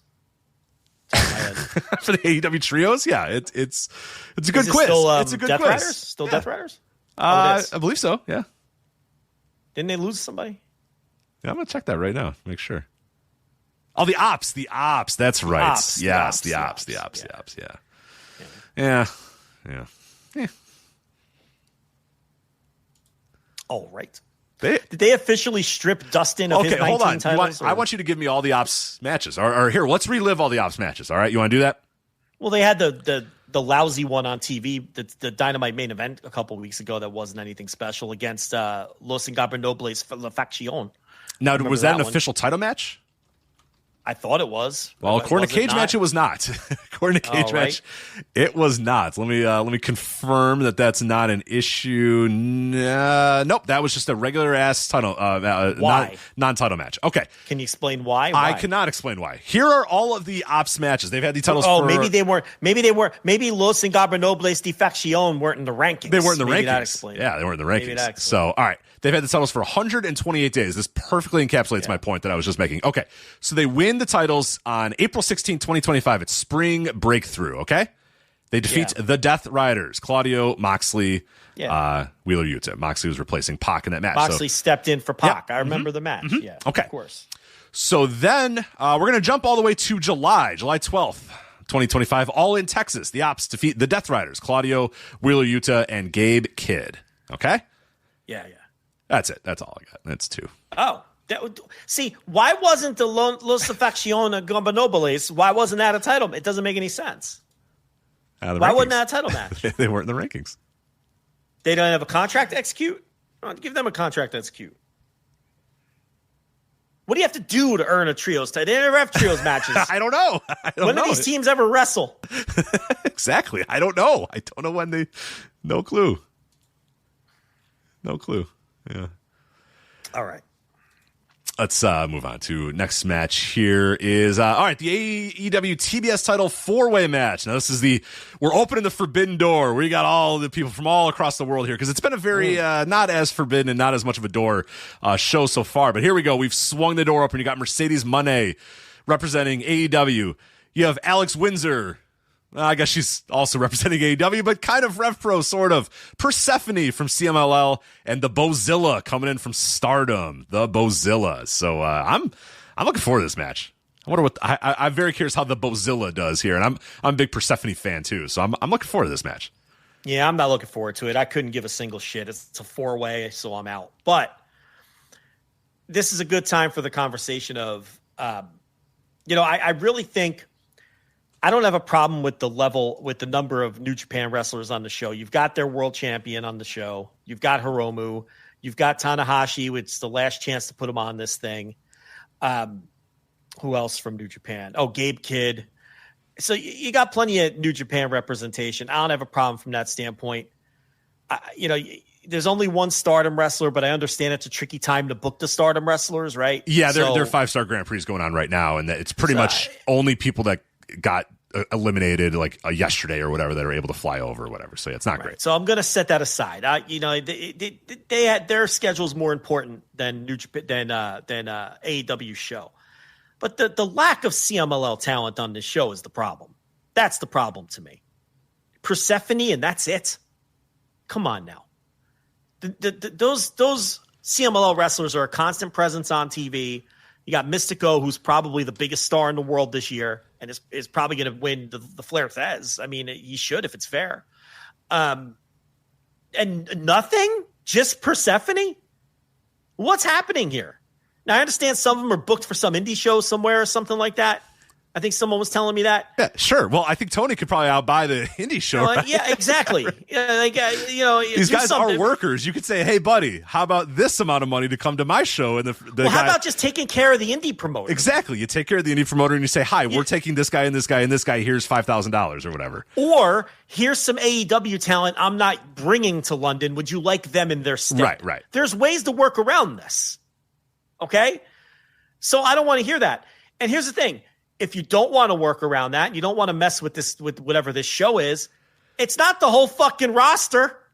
Is it the whole fucking roster that's working this show? Did this indie promoter book the entire CMLL roster? All of them, yeah. He didn't book Persephone, that's for sure. So, I mean, to me, that's the lack of Forbidden Door this year, is the lack of CMLL talent. And maybe we'll get some on the buy-in. But that's just going to annoy me if, like, Mystico's working the buy-in. Why isn't he on the fucking show proper? If it's a level of star that big. So, you're telling me you couldn't get Esfinge in there? Put Esfinge in there. There's a lot of guys. What? That's a deep fucking roster. You can find somebody. Ralphie's the only one that can handle the Esplanade. Get Esfinge in there. I mean, we could get other guys in there. They got a whole roster of wrestlers. So, I don't know. That's what burns me up. I think there's plenty of New Japan on the show. I don't have any problem with the New Japan representation. You don't have the dream matches anymore. That's just the state of things because you signed all of them. You signed everybody. That's partially your doing because you signed all the big stars. Yeah. So, and Naito's gone, and, what are you going to do? Tanahashi stinks. There's nothing you can do from that standpoint. But you got plenty of New Japan. The CMLL representation is really disappointing. It's really disappointing. And look, I don't think it's like issues with working in the UK because Rev Pro books Fantastica Mania shows once a year. You get them over for that. Why can't you get them over for this? So unless there's something we don't know about, I find that deeply disappointing that all we're getting is Persephone. Yeah, some people saying that, it's advertised as an AEW New Japan show until stated otherwise. I think you need to look at the poster. It doesn't, if I remember correctly, there was the CMLL logo on the poster, I thought. Am I wrong or no? Or did Tony just say that? Did Tony just say we're going to have representation from these other companies? I suppose, yeah, I'm looking at, I guess the poster just has New Japan and AEW. So put CMLL on the poster. Well, I guess that's like, who gives a shit what's on the poster? Like, people come up with the dumbest arguments. Who gives a shit? You can put anything you want on the fucking poster. Here's what I'd put on the poster. AEW, Ring of Honor, New Japan, CMLL, Stardom, and Rev Pro. I'd have them all on the poster, and I'd have people from everywhere on the fucking show. That's kind of what the show's supposed to represent. That's kind of what the door is supposed to be, yeah. I couldn't give a shit what they have on the poster. They can put whatever they want on the poster. Tony's not looking at his own poster going, you know what? Fuck, man. I was going to book all these CMLL wrestlers, but damn it. It doesn't say CMLL on the poster. Who cares what's on the poster? And I know the larger point is, well, Tony sees it as a New Japan show. Well, here's the thing. Here's the thing, Tone. New Japan's not strong enough anymore to where it could really be, like it was a few years ago where it was a true split down the middle show. So maybe you should mix it up a little more. And here's the thing. If it's only New Japan on the poster, then why is Persephone there? Oh, all of a sudden, all right, where's the chat got to say about that? If it's only New Japan on the poster. Fair, I said the poster thing. He just said CMLL representation would be nice, but it is an AEW New Japan show until stated otherwise. So then why are Persephone and Bozilla on the show? Yeah, exactly. Do they work for either one of those companies? I'll wait for an answer. Hold on, let me switch over to that window and I'll wait for that answer in the chat. Do Persephone and Bozilla work for New Japan? Bozilla works for Bushi Road, which technically... I'll wait. I'll hold up the show until I get an answer to that. I'd like an ansr to that. Oh, you're doing Bozilla and you're doing the classic work wrestling thing where you're going to put a chair in the middle of the ring and wait till you get your answer. Not go anywhere. Yeah, it's... nonsense. Yeah, well, and it's like, it's... CMLL and Grant Okuma has a great point in the chat room. Grant, always good points from Grant Okuma here. He says CMLL is hot right now. The wrestlers are over on AEW television, and they work with the AEW talent incredibly well. CMLL not being more involved is the biggest disappointment here, and I would absolutely agree. Yeah, that's my point. It's the biggest disappointment here by far. Because there ain't no reason for it. And Tony did sort of say that there was going to be more CMLL involvement in the show. I do remember him having that quote or whatever, and a lot of us thought, okay, yeah, that makes sense because New Japan isn't quite what it used to be. Somewhat because you took all the top guys or whatever, but it's not quite the same. So when he said, yeah, we're gonna have more CML involvement, we're gonna have more Stardom involvement, that was seen as okay. Forbidden Door is gonna open up now, and it's gonna be this sort of collaborative show with a bunch of different. And it's really not. I mean, it's really an AEW show. There's a little bit of New Japan stuff, like you said. It's enough. There's enough New Japan influence in there, but yeah, it really doesn't feel like there's anything going on with CMLL and anything going on with Stardom at all. Yeah, which is just, that they are a promotional partner of yours, and they're one that is very important. And Stardom, I'm going to be honest, if I'm Tony, and it like you said, it doesn't make a whole lot of sense because they're 5-star Grand Prix going on or whatever, but Stardom's selling out Cork and Hall and doing great business too. Listen, I'm going to try to get some involvement there. I agree, but I could cut them a break for that one because they're in the middle of a fucking tour. I understand that one. That one I could set aside. You're not getting a break on that one next year, though. I want to see more Stardom on the show next year, for sure. I'll give you a break this year. There's no reason. Again, whatever this indie show is, he didn't book the whole. Get our boy Vegas in there. Where's Euphoria? How about Euphoria? Yeah, I'm trying to find. Does anybody have a card for this this indie show that everyone's working? I want to see this card so I know who's all. Because then we could probably give you like 15 other guys that can come.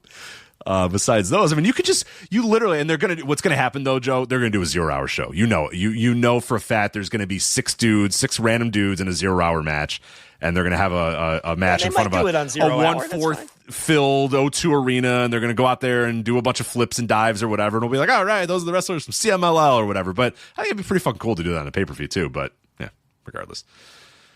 I'm sure they'll have some, they'll work them in on the 0, but that's even more annoying, to be honest. Anyway, what's next? Yeah. Well, we know Mercedes will win that match, by the way. No point in even talking about that one. I'll put some betting. I have a good betting line on that one, too. It'd be nice. All right. Kyle Fletcher versus Hiromu Takahashi. Noah superstar Hiromu Takahashi getting his chance at the AEW TNT title against Kyle Fletcher. Now, look, I wish this was Hiromu from 5 years ago, but I'll take it. And I'm interested to see what kind of match they can have. I'm not entirely positive they're going to have a great match. You can never be entirely positive you don't know what you're going to get with Hiromu. But if they did have a great match, it wouldn't shock me at all. So, Yeah, Fletcher's the kind of guy to if Hiromu wants to play ball, Fletcher will be right there with them and say, all right, yeah, let's fucking blow the roof off this place, man. You know what I mean? If Hiromu wants to do that, and he hasn't really wanted to do that for a while, but this, I think we have a new Hiromu out there. He wasn't very dynamic on that Noah show, but I do think this is a guy who's looking at, changing some aspects of his career, and this might be a good opportunity to go out there and kill it. So yeah, I hope he goes to that arena and says, all right, let's fucking go. Let's have a great match. You're one of the best wrestlers in the world, and I can be one of the best wrestlers in the world when I put my mind to it. So let's go out there and fucking go crazy. I hope so. That'd be great. I think they did a good job with New Japan. If I told you, most people, if you said they're going to get Tanahashi, last chance to do it with him because he won't be around for next year. They're going to get Hiromu. They're going to get Zack Sabre Jr. And they're going to get Gabe Kidd. A lot of people would sign up for that. Those would be the picks for a lot of people. Maybe some people would say, can we get Shingo in there? Maybe some people would pick their personal fit, but that's not bad. That's not bad New Japan representation at all. With the current state of New Japan and the current state of their roster, all things considered, I really don't think they did a poor job with the New Japan talent that they got. And they're cheating a little bit with Shibata and Ibushi too. You know what I mean? Like, I know those aren't New Japan guys, but I do think they're kind of like, yeah, they're kind of New Japan adjacent enough to. I don't think Shibata's on the show. Oh, that's right. He's not. The ops are not. Yeah, their ops are not on the show. They might be when it's all said and done, but yeah, But Fletcher's going to win that match too. So it's a predictable show. Unfortunately, I think it's because, and one of the issues with not having it be, and this is one of the issues that I have with this Forbidden Door, and I was worried about this Forbidden Door card, which I think is still a pretty good card. All things considered, I think is a pretty good card, and I think it will be a very good show come Sunday, because I'm not going to bet against an AEW pay-per-view. That'd be a very bad bet to make. But one of the issues is, and we talk about this all the time, the addiction to stories. And when we talked about this card coming together very late, I told you, like, a lot of stuff's probably not going to come together on this card because they need to tell stories. It has to be a story. We can't just have this guy versus this guy. All right, yeah, it'd be cool if this guy and this guy face each other. We can't have that. It's got to have a story. It's got to have something to it. It's got to have some juice. They're just addicted to that. And I think for Forbidden Door, that's the one show a year where I think you could throw the fucking book out of the window and just say, you know what? Here's just a bunch of cool fucking matches. You can have a couple story matches, of course. You can have Adam Page versus MJF on that show. You can have the lights out steel cage match on that. But I think the undercard can just be a bunch of really cool matches. And I think a lot of people in the chat room are saying that's a big reason why you don't have the CMLL people involved, is because to Tony maybe or to AEW, well, we don't have time to tell a story with them. There's no stories with these guys. We can't bring these guys in and not tell a story. And I say, fuck that. No, just bring guys in. Just have good matches. This show, more than anything, and we've seen that with the history of this show, the best Forbidden Door ever was the show where the whole fucking show had to get scrapped like 5 or 6 different times, and they just threw out a bunch of matches. You know what I mean? That first Forbidden Door was an absolute disaster to get there. And then when they got there, it was fucking phenomenal because it was just like, all right, yeah, I don't know. Here's this guy and this guy. Yeah, fuck. Let's go. Here's a tag match. This guy and a lot of it was very thrown together.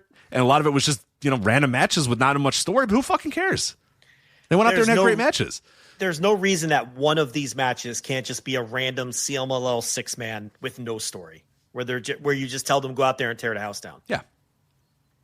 Like Gabe used to do when he would bring in the Dragon Gate guys to ROH and he would tell them, they'd say, what do you want? And he'd go, well, you book it yourself. I don't care who wins. Just go out there and have the best match possible. Right. I brought you here to do your guys' thing, so do your thing. Go out there, do your thing. Yeah, you book it. You can make it be part of your own canon if you want. I don't care. You're here to tear the house down. Go do it. You could do that here. You could do that here too. You could do that here too. And you could even tell CMLL they could book the match. Say, look, you give us 6 guys, and we're going to give you 12 minutes, and you do whatever you want. How cool would it be to have one of those, like one of those Arena Mexico openers with all those 19-year-old kids that just do fucking crazy shit? I mean, there's no reason you can't carve out one spot on this card for something like that. But he's addicted to telling these stories. Everything's got to have a story. In the company that allegedly there's no stories. Yeah, they don't tell it's stories. all dream matches, Rich. I wish. All Show me this company. I love this company that the Twitter people say and all these dumb wrestling reporters say. I love this company. The dream match. Everyone's just dropping each other on their heads and doing dream matches. I love this company. Show me this company. Tony's just a matchmaker. He doesn't tell stories. He's just a matchmaker. He just does matches he wants to see. Are these dark matches? Where are they happening? Did we do every match yet or what? No. Okay. We still have Cope. We have the Radar Superstar Cope and Christian versus the Matriarchy, Killswitch and Kip Sabian because Nick Wayne is out with an injury. So Killswitch is slid in, and it will be Killswitch and Kip Sabian versus Cope and Cage. I don't have the massive problem with this Copeland Cage thing that everybody else seems to have. It's not like I'm frothing at the mouth to see it, but I'm not put off or offended by it at all. And I think one interesting aspect of it is I think everyone thought we were going to get, they were going to get silly and come out in their little sunglasses and with the kazoos and do the 5-second poses and just totally do, nostalgia for 45-year-olds, but they haven't done that at all. In fact, Christian, the one thing is they rushed into the reunion. They speed ran that. I thought that came off very flat because they rushed into it. But the thing about it is Christian hasn't changed who he's been for the last few years in AEW. I did like that. I was encouraged by that on Dynamite, where he's still an asshole to an extent. Yeah, he's still he's still this middle-aged turtleneck wearing version of Christian who's an asshole. I'm not even sure he's a babyface. The only reason he's teaming with Copeland is because they have the long history with each other and there's still a deep respect and love between the two and all that. And they each can help each other with some mutual enemies, right? You have Copeland's going to help Christian with these patriarchy guys. And then Christian's going to help Cope with FTR later. So it's like, it's mutually beneficial, but Christian hasn't changed really at all. He didn't just via a turn completely go back to being the old Christian Cage, which is something you cannot take for granted in pro wrestling. A lot of times someone will do a turn and it's just a complete overhaul of their personality, whether it makes sense or not. And it wouldn't have made sense for him to go back to being wacky Christian in this scenario. So he's still kind of the same guy. He just got turned on by his stable. And he's like, yeah, well, Cope's there and he reached out to me and it makes sense for us to be together right now. And here we are. So I really think they handled it well from that standpoint. This doesn't feel, and I know you disagree with me, this doesn't feel like a nostalgia play to me. Not in the same sense that the Dudleys versus the Hardys do, where that's all there is to it, is just the only point of that Dudley Hardy thing is remember the matches that we had 25 years ago. That's the entirety of it. That's not what this is. There's more story to this. And they're not, we all know that Bubba's going to come out in his stupid glasses and it's like, That's not what this is. These guys are who they are now, and they're just coming together because they have a history. So from that standpoint, to me, it's different, and it hasn't annoyed me at all. I'm perfectly fine with it. I'm not put off by it. But I'm not one of these AEW fans like, nothing from the Fed. I'm not that guy. There's a time anything can work if it works. And I just don't have an issue with this. But I think you have the opposite take, so the floor is yours. Sort of. I won't say I have a completely opposite take. I would say that they haven't. I'm keeping it at arm's length. Because I do think we're not that far away. I think we're gonna get the kazoos and the 5-second poses at some point. I'd be stunned if we don't do that. I'd be stunned if they don't try to do that at some point. And the reason why is I thought last week Cope doing whatever the fuck he did with Stokely was like the first sign that, oh, Jesus Christ, this is going to get goofy at some point because this guy's going to want it to get goofy, and that's what they think that people are going to want to see. Now, I haven't had any issues with what they've done so far at all. Zero issues with what they've done so far. I think like the hug was done. They speed ran the hug. That I wouldn't have done, but I thought the angle this week and everything they did this week was encouraging. I was like, oh, okay, all right, I can get down with this. If this is what it's going to be, I'm fine with it. But I'm keeping it at arm's length because I don't trust Copeland's instincts at all. And I got very worried after what he did last week because I thought that was one of awful. Just running around in the crowd and, hey, do you want to have sex with this guy? Oh, no, you don't, or whatever. Whatever that shit was just awful. That was just terrible, terrible stuff. So I don't trust his instincts. I trust Christian's instincts fully. And that's where I'm kind of like, man, I don't know who's going to win out here. Because like Copeland, I don't trust anything that guy does. But Christian, I trust everything that guy does because Christian gets it more than a lot of other guys get it. So I do want to keep it at arm's length, but I will admit that they haven't done me wrong yet. But I'm nervous about it. Is that okay to say? Listen, if they come out and do something stupid, I'll be the first one to come on here and say, all right, it sucks now. You can't. I'm not going to be rigid here. I'm just explaining what I've seen so far. Christian is very. Christian understands. Smart to start blowing kazoos. I think so too. I'm sure Cope wants to do that and is probably pitching it, and I hope that Christian's saying, no, it's not the vibe. That's not what we're doing here. That's. Yeah. And it's not the vibe with the matriarchy feud, and I hope that they don't beat the matriarchy and then kind of go, okay, now we can fuck around for a little bit. And I don't think they can because then the FTR thing is coming, and I think that needs to be 100% serious too. That can't be, all right, let's do 5-second poses and wear funny sunglasses or whatever. I don't think it can do that. It's just, again, I don't trust Copeland at all. So that's where my nervousness comes in. I fully trust Christian. So we'll see. They're gonna beat these guys within an inch of their life. It's gonna be a very easy squash here. It's a very collisionish match. Is it? I mean, we got the dinosaur man now. Yeah. And he left them laying. They did. Yeah. He left them laying. I mean, look, Kip Sabian's taking a spear. Kip Sabian's taking a spear and an unprettier, and he's getting the 1, 2, 3. We know that. We know that much. I didn't know we had men's rights activist Rich Craich on the show. It's the patriarchy, sir, not the matriarchy. No.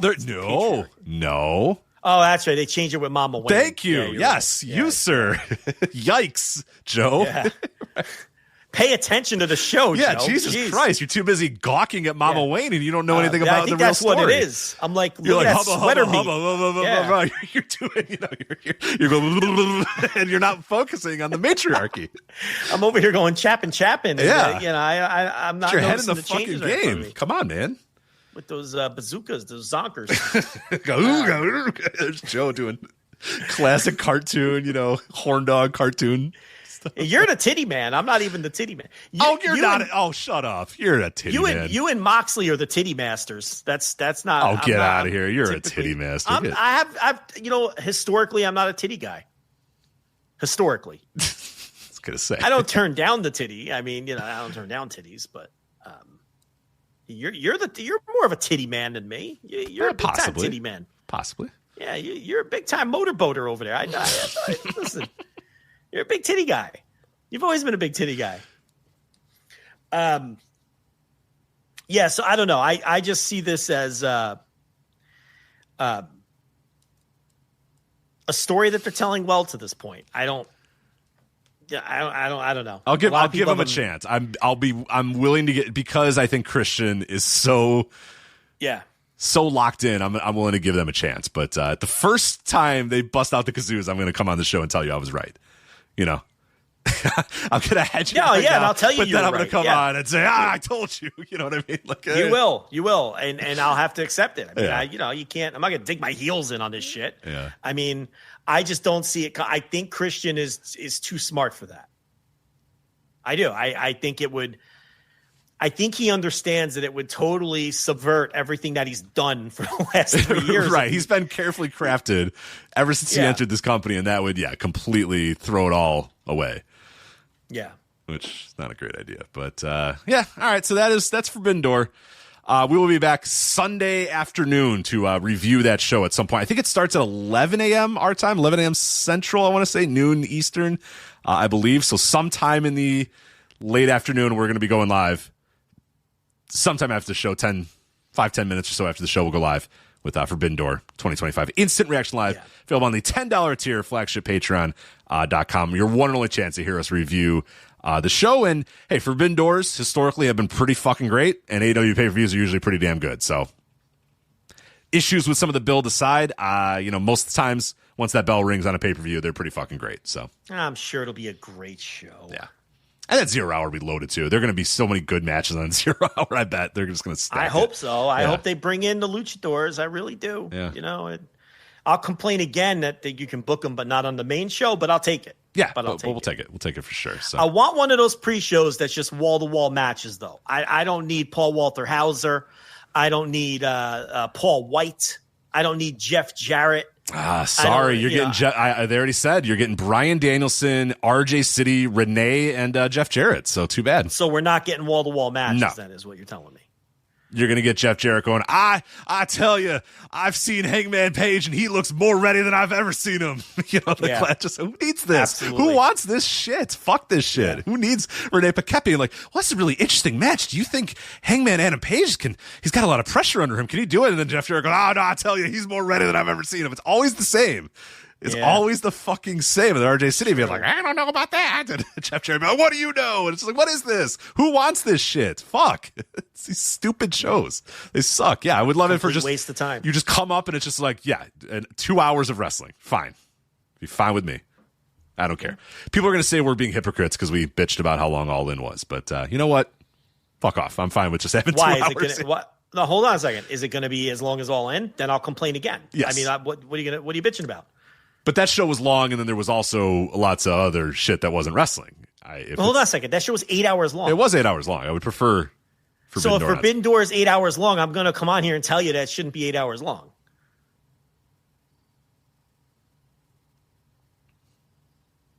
You think it's going to be? You think Forbidden Door is going to be 8 hours long? I don't think it'll be 8 hours long. No, I think it'll be 8 hours long either. 4 hours long with 90 minutes on the pre-show, so about 5 hours. I don't want to sit there for 8 hours again. I hope it's not 8 hours long. Was it 8 hours long? How long was that show? I can't remember. Yeah, it was pretty close to that. I forget exactly what it was. George Smith says it's perfect because if you watch these pre-shows, he knows. He goes, credit to Double J always finding the polo shirt that's one size too small to show off the arms on the pre-show. Always. Hell yeah. Always showing off the. Well, that's the move. Yeah. That's the move. The classic, yeah.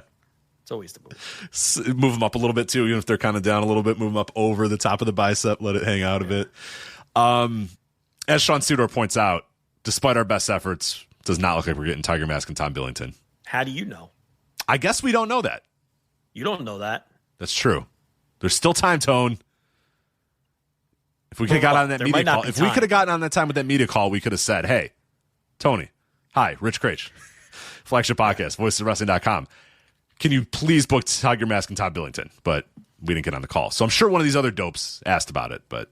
Well, what happened? You lost in the mail? What I don't know. Yeah, someone in the Discord said, "Hey, are they doing a media call?" And I said, "Well, I don't know. I don't think so because I don't have an email about it." And then apparently it happened like 20 minutes after that. So got it. Yeah, I don't know.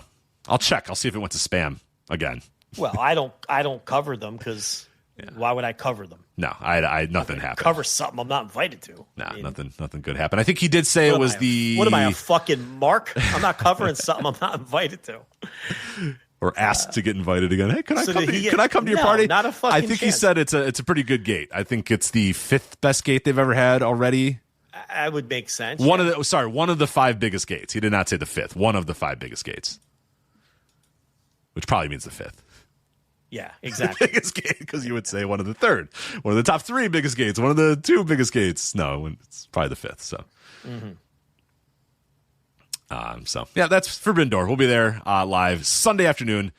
Instant Reaction Live, the best, most entertaining, funniest, whatever it might be, post pay-per-view review show in the game. Instant Reaction Live immediately following Forbidden Door. $10 tier, Flagship, Patreon.com. So real quickly, I'm not going to go through the other indies that are going on. There's not many others. There's God, we're doing this again? No, I'm not doing it. I'm going to go take a leak. I'm taking a leak. I'm not doing it.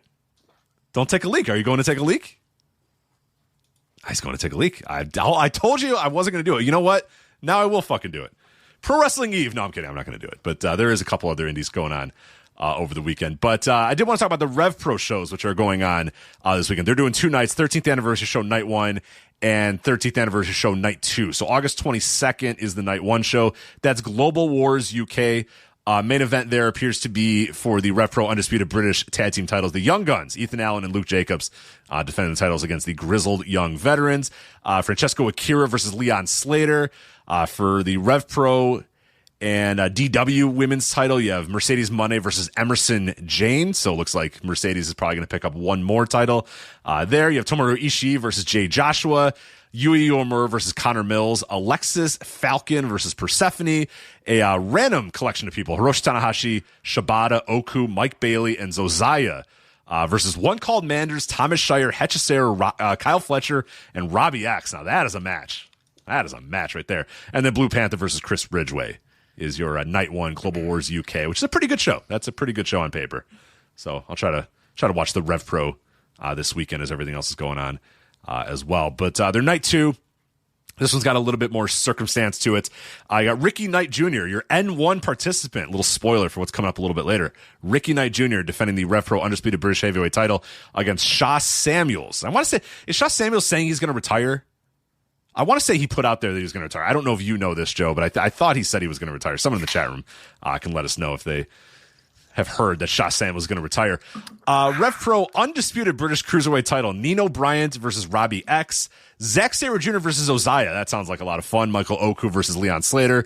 Danny Luna, Kanji, and Mercedes Moné versus the Cutthroat Collective, Alex Windsor, Nina Samuels, and Sapphire Reed. Windsor! Yuya Uemura versus JJ Gale. And then the Great British Tag League Final, Connor Mills and Jay Joshua versus One Called Manders and Thomas Shires. Now, I haven't been as locked into Rev Pro as we have been in previous years for a multitude of different reasons, but these cards look pretty good, and these look like a good opportunity to jump back on Rev Pro and see what's going on there. So I will try to watch both these this weekend too. Thomas Shire getting the book. I love one man. Yeah, I love Shire. I think there's a lot of potential there for him, so I'm glad. Yeah, he's been around a long time now. I mean, I probably saw him the first time in like 2012 or 2013.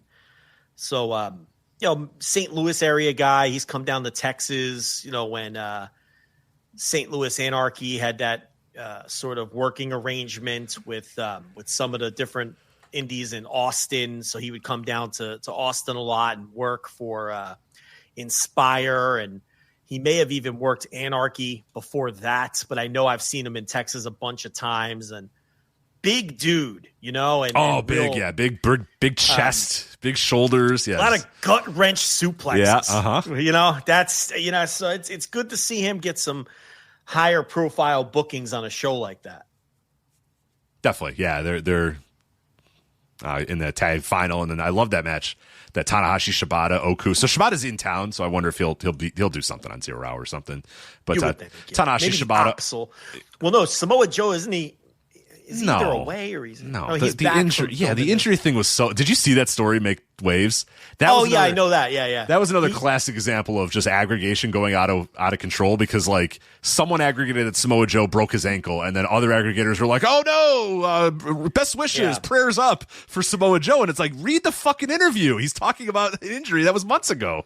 Like he's been back since then, but aggregators don't take the time to read or do anything. They just aggregate. They work so hard, and they're just so tired, Joe. So instead, we got prayers up. Oh, get well soon, Samoa Joe. And I'm fine.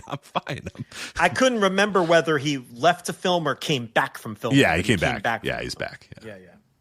So, Those look like fun shows, so I'll definitely check those ones out. All right, let's talk quickly. WWE's streaming shakeup did a breaking news audio last night to try to make some sense of everything that's going on with all this. So I don't even know how to begin this. Joe, do you have any questions, I guess, about this, or do you want me to kind of run down everything that's going on here with this streaming shakeup in the best, easiest way possible?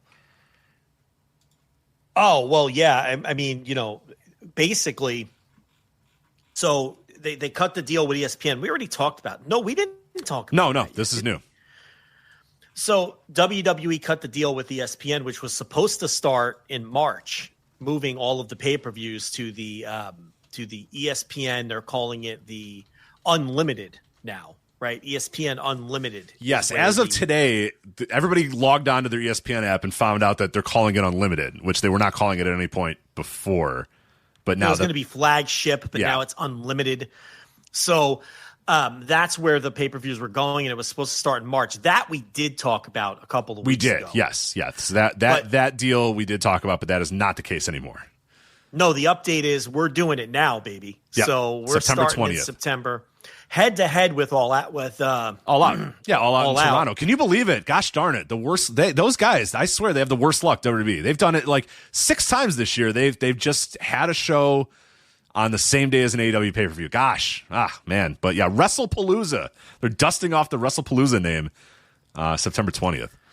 So the war is just getting, it's been on, but now they're just coming head-to-head with, main roster pay-per-views, and, they're not wasting time doing it with NXT anymore. And they're just coming for them. And in this case, it's going to be the ESPN debut, so it's going to be super hyped. They're going to have the ESPN machine behind it. And I guess as a make good to Peacock, they slithered out of the Peacock deal by saying, oh, well, we gave you 2 SummerSlams and we gave you Evolution and we gave you all these other shows. Could I just quickly interject? I love that Evolution yet again was just we talked about the first Evolution being no, it's for the women's revolution. We love women. Yeah, women are great. It was a total cover up for the Saudi show. Right. The first time. And now this one is now being essentially just we need another fucking pay-per-view so we can get out of this Peacock deal. Yeah, dust off Evolution. We can counter program All In. Right. So we can kill 2 birds with 1 stone. We can counter program All In, and we can just we obviously they knew this ESPN thing was coming down the pike, and we can punch another show off the Peacock ticket, and we can kill 2 birds with 1 stone. And then fifth on that list is feature the top women of our company. It's way down the rung. To keep that vocal part of the fan base quiet, we'll give them another one, but it'll have 2 ulterior motives that are much more important than actually doing a women's show. Right. Yeah, absolutely. No doubt about it. So you're saying, they slither out of that Peacock deal by saying, no, we gave you 2 nights of SummerSlam and 2 nights of WrestleMania and Evolution 2 and this and this and this. So they said, our quota is done. We're out of here. But Peacock didn't really buy that. No. So they're like, fuck that. We got a contract till March or whatever it is. It's till March. Yeah, March 2026. Probably till March. Yeah. And so WWE, instead of going to court and fighting with Peacock, which is in effect fighting with someone who's still a promotional partner because their SmackDown's on USA under the same umbrella, and you've got Saturday Night's Main Event. We'll get to that in a second.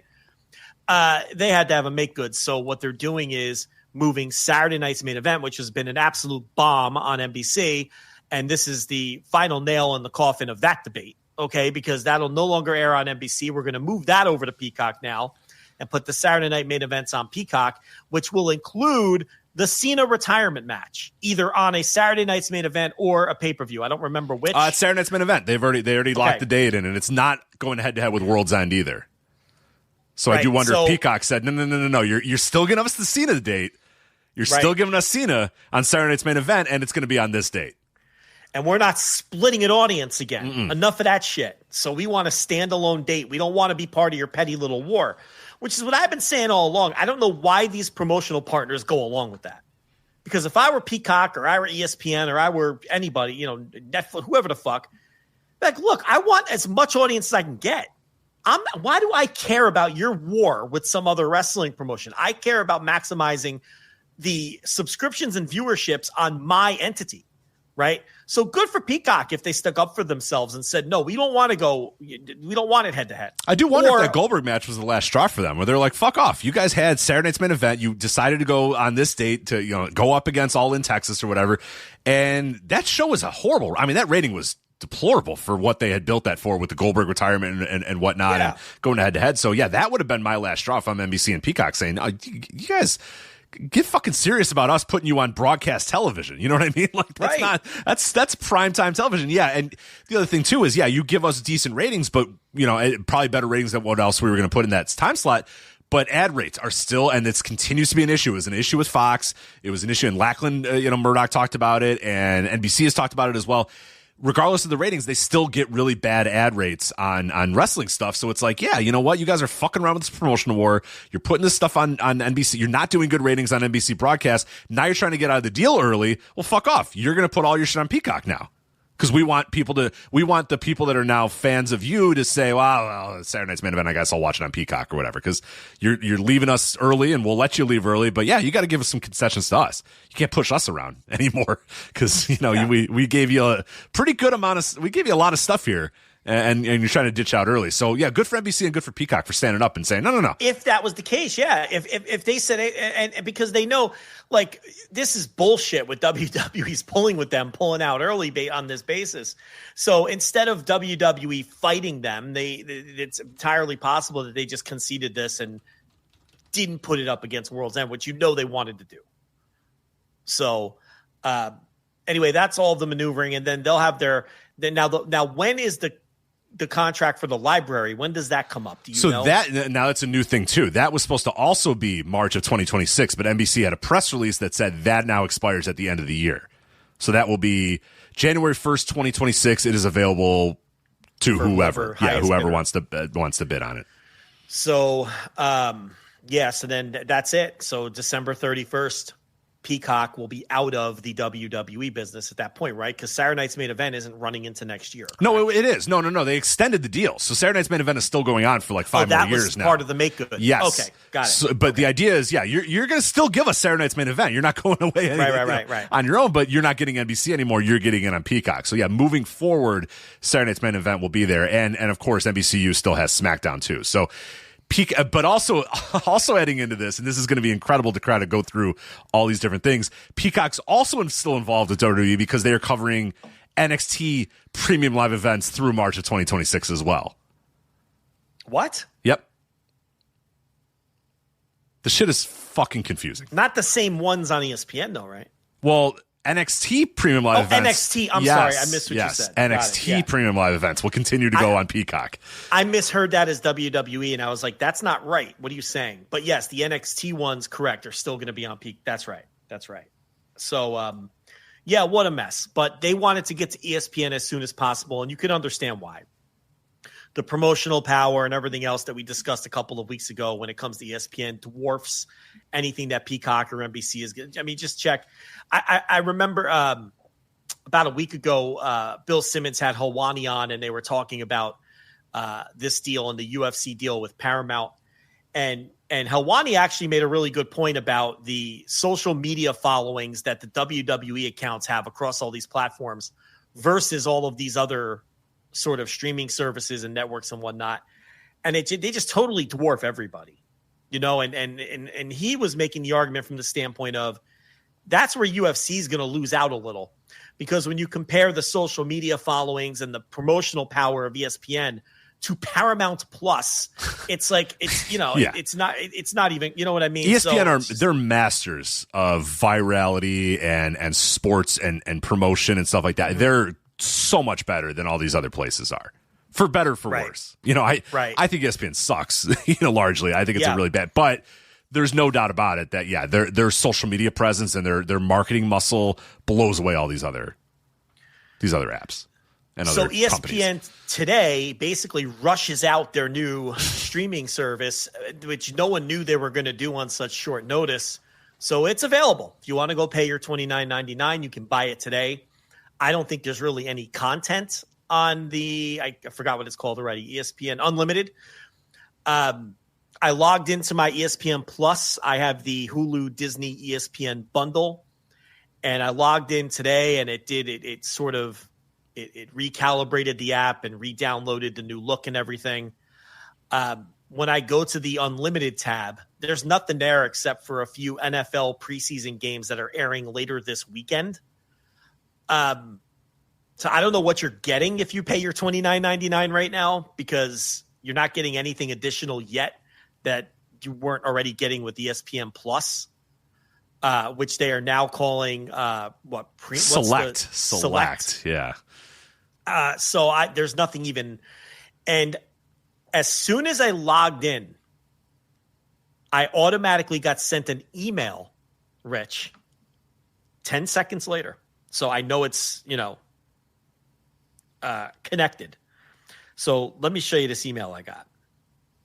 So I log into ESPN Plus, and I immediately get an email with a special launch offer. Oh. For the current bundle that I have, Disney, Hulu, and ESPN, $29.99 a month for the entire year, which they are touting as, that's what ESPN Unlimited cost on its own.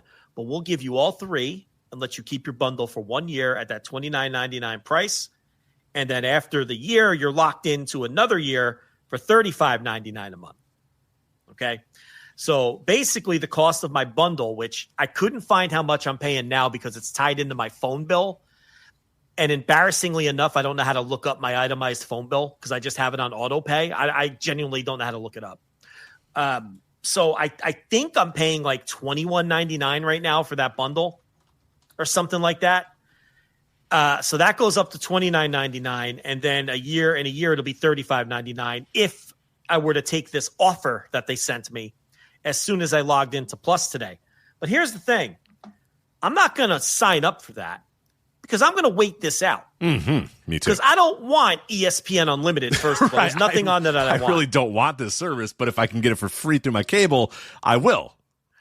Not only from that standpoint, but from the standpoint of, okay, but I have to watch the WWE pay-per-views, right? But here's the thing. I'm confident that eventually they're going to cut a deal with DirecTV where I'm going to get them for free like all these other carriers are. So why would I agree to pay more money for the bundle that I already currently have? And pay for the whole year at this point. Right. For ESPN Select, when if I just wait this out, by the time these WWE pay-per-views roll around, I might be getting them for free on Select rather than having to pay for Unlimited anyway. This story changes every fucking day. Yeah.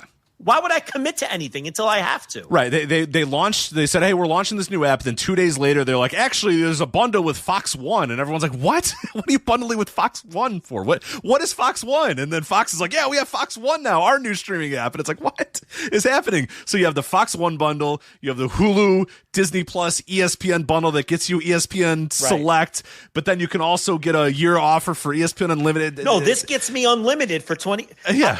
This upgrades me to unlimited for $29.99 a month. But then in a year, it goes up to $34.99 a month. For commercials, the ad-free is $44.99. Hold on. The ad-free is $44.99. $45 is the offer. Keep cutting them cords, everybody. You're really coming out ahead. Keep cutting those cords.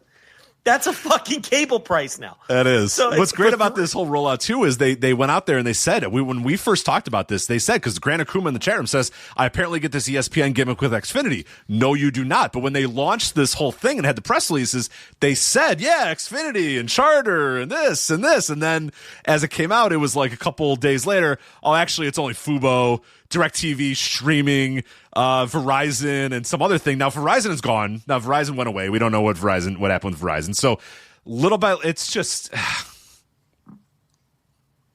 It's a mess. It's very confusing. All we know is the WWE pay-per-views will be there starting September 20th. Do you have access to it? I don't know. Don't ask me either because I'm not helping you clarify it because I'm busy trying to clarify it myself.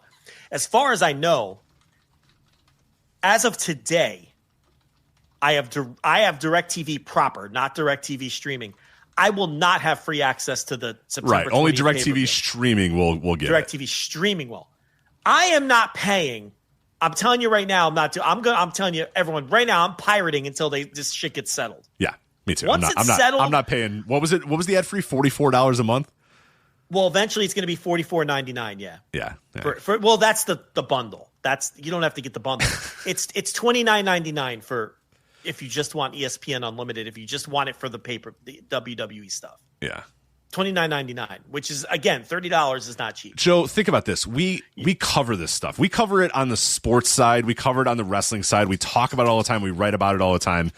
And you and I have no fucking idea. When this conversation ends, I still have no fucking earthly idea. I kind of have a grasp. I do, but then I don't. And then the next day I wake up and it all changes. Yeah, it all changes. That's the thing. The problem is it all changes. That's the problem, because every day it changes. But that's my point. That's why when they sent me this email and they're begging me to press this little claim offer, fuck you. I'm waiting this out. There's no reason not to wait this out. Because tomorrow we can find out that DirecTV is now getting the pay-per-views for free on Select. That could happen at any time. So I'm going to be Perita Morgan for the next fucking 6 months until this shit shakes out and I know what I need to do. Captain Mike Rotunda there, sailing those seas. Absolutely, because I'm not going to get burned and pay for some fucking thing that then it turns out I never needed it, because then I can't get out of it.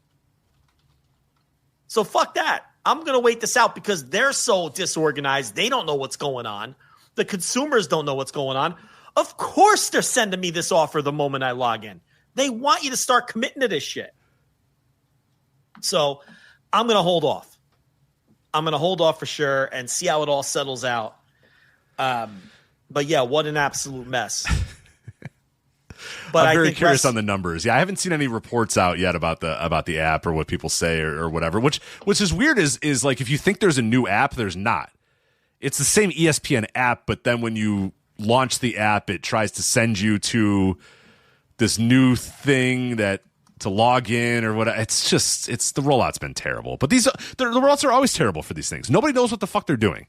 These are disasters. These are all fucking disasters. They don't make any sense. Nobody knows what the fuck's going on. It's just a mess. Yeah, and the thing is, they don't get organized and then roll it out. They roll it out and then start organizing. Yeah, and that's where it and want you to pay, and you, the consumer, are supposed to just sit there and say, "Oh, well, okay, here's $40. Sorry, figure it out." You know, everybody wins somehow. Everybody loses money, but all these services keep getting deals and signing. The content providers like WWE and the NFL or whatever keep making billions and billions of dollars. These apps lose tons of fucking money, but all the CEOs still get bonuses or whatever because they're heading it up and they start a new app or whatever. The only people that lose are you and me and the customers and the consumers, and especially in America, sports fans are the ones that are just going to continue to lose as this gets so much more fucking confusing by the day. The MLB thing, every new day that comes out with another MLB thing, I'm so fucking confused at what's happening with the MLB. So confused. Yeah. Like where we stand right now, MLB TV is now like going to be $90 next year or something like that, right? Like you need to have No. Listen, I could sort that one out for you. As of, at least according to the Athletic article by Richard Deitch. Okay, well, I think it was Deitch. I have to double check that. Whoever wrote that Athletic article. If it's the Athletic, it's probably Deitch. Yeah. The deal is MLB TV is going to ESPN Unlimited, okay? And the way he worded it was that you're going to have to pay the $29.99 for Unlimited, okay? And then once you're behind that paywall, pay the additional $134.99 or whatever it is for the MLB TV yearly subscription. So it would be similar to how when the UFC pay-per-views were on ESPN Plus. You have to have you have to pay for ESPN Plus, then buy the pay-per-view. Same thing. You have to pay for ESPN Unlimited, then pay for MLB TV behind the ESPN Unlimited paywall, which is going to cost everyone who had ESPN, which is going to cost everyone who had MLB TV an additional $30 a month, not a year. It's going to cost those people an additional $30 a month for the right to buy MLB TV. For the right to give more money to ESPN/MLB to get MLB TV. So that's an additional, even if you only have it for the 6 months of the baseball season, that's an additional $180 on top of the $134 or whatever. I don't know the exact price for MLB TV that you're paying. You have to pay the additional $180 on top of that just for the right to buy it. That's what's happening with that, at least according to what Deitch wrote. So, yeah.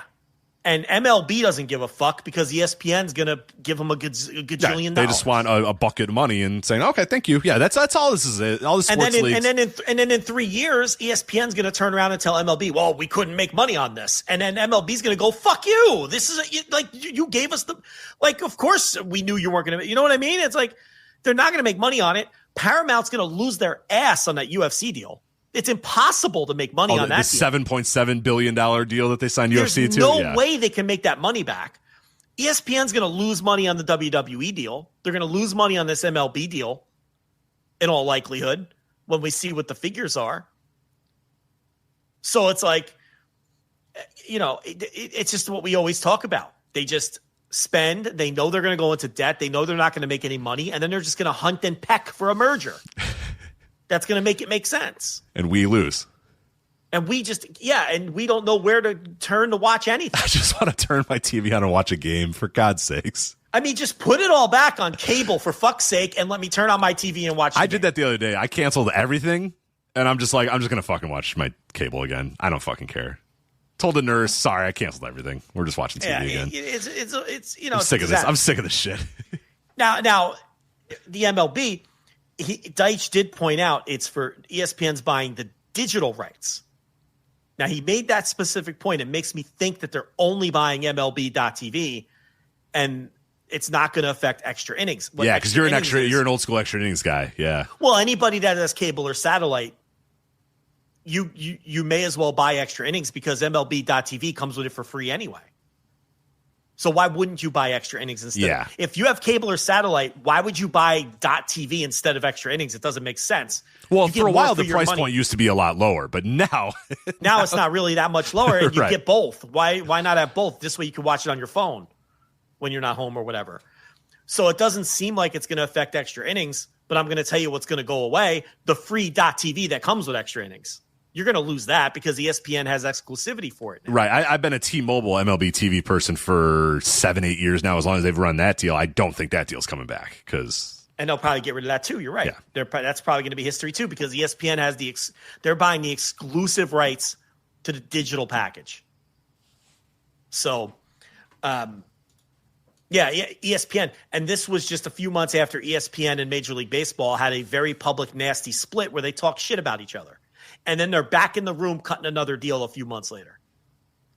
After Rob Manfred, the commissioner of Major League Baseball, did public interviews calling ESPN a dying medium. He was going and doing media hits saying, ESPN's a dying medium. We don't want to do business with them anymore. 3 months later, he just sold his digital fucking package to them and put it behind an additional paywall. Big fuck you to every baseball fan. They don't care.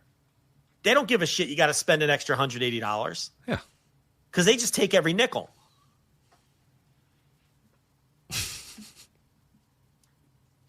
Really is crazy. And by the way, this whole segment will be obsolete tomorrow. Yes. Everything will change, and Goofo will have been the new merger between Fox and ESPN and Disney, and it'll all change tomorrow. Be a new massive bundle, and for $115 you can get 7 different services all bundled together on this new app that doesn't work and doesn't make any sense. And WWE, I mean, to kind of take this back to wrestling, I mean, this, you and I, like I said, we cover this, we do podcasts about this, we have a Patreon all about this. There's going to be a lot of chasing to find this stuff. I really, really, really wonder how many people are going to be chasing this stuff as much as they are. September 20th is going to be a disaster on social media of WWE fans thinking they were going to have access to this show, figuring out that they don't, not knowing how they get it, being mad when they figure out they have to pay $30 to get it. It's going to be a fucking mess because no one understands. This is so confusing for everybody. Like you said, it's confusing for us, and we have a pretty decent grasp on it. I read sport. I read Richard Deitch. I listen to Bellany every single week. I follow sports media all the time, so I know this stuff. And I'm still like, what is happening? I'm so fucking confused. And we're still not sure. So what about your common Roman Reigns avatar WWE fan who isn't a sports fan, who doesn't know any, and they just say, I have this. Joe Sixpack. Think of your older, your 38-year-old to 54-year-old Joe Sixpack. Yeah, the guy we talked about at the top of the show that watches NXT on CW and he's 60 years old. He's going to, on the 20th, he's going to think, I have ESPN Plus through my cable package. I'm just going to, and then he turns it on and it doesn't work. And then he doesn't know how to get it, and then figures out he has to pay $30 and goes, fuck that. I'm not doing that. It's going to be a mess. It's going to be an absolute mess. It's wild. And like you said, everything we just said will be completely invalidated tomorrow. So, all right, let's go to Noah. Let's finish out the show in the green ring with Noah. So they had a show on the 16th, Noah Star Navigation Premium 2025, $15.98 in Korakuen Hall, baby, to the rafters, both balconies. Man, the king of Korakuen, Ozawa, continues his reign there. Noah and Stardom own that fucking building this year.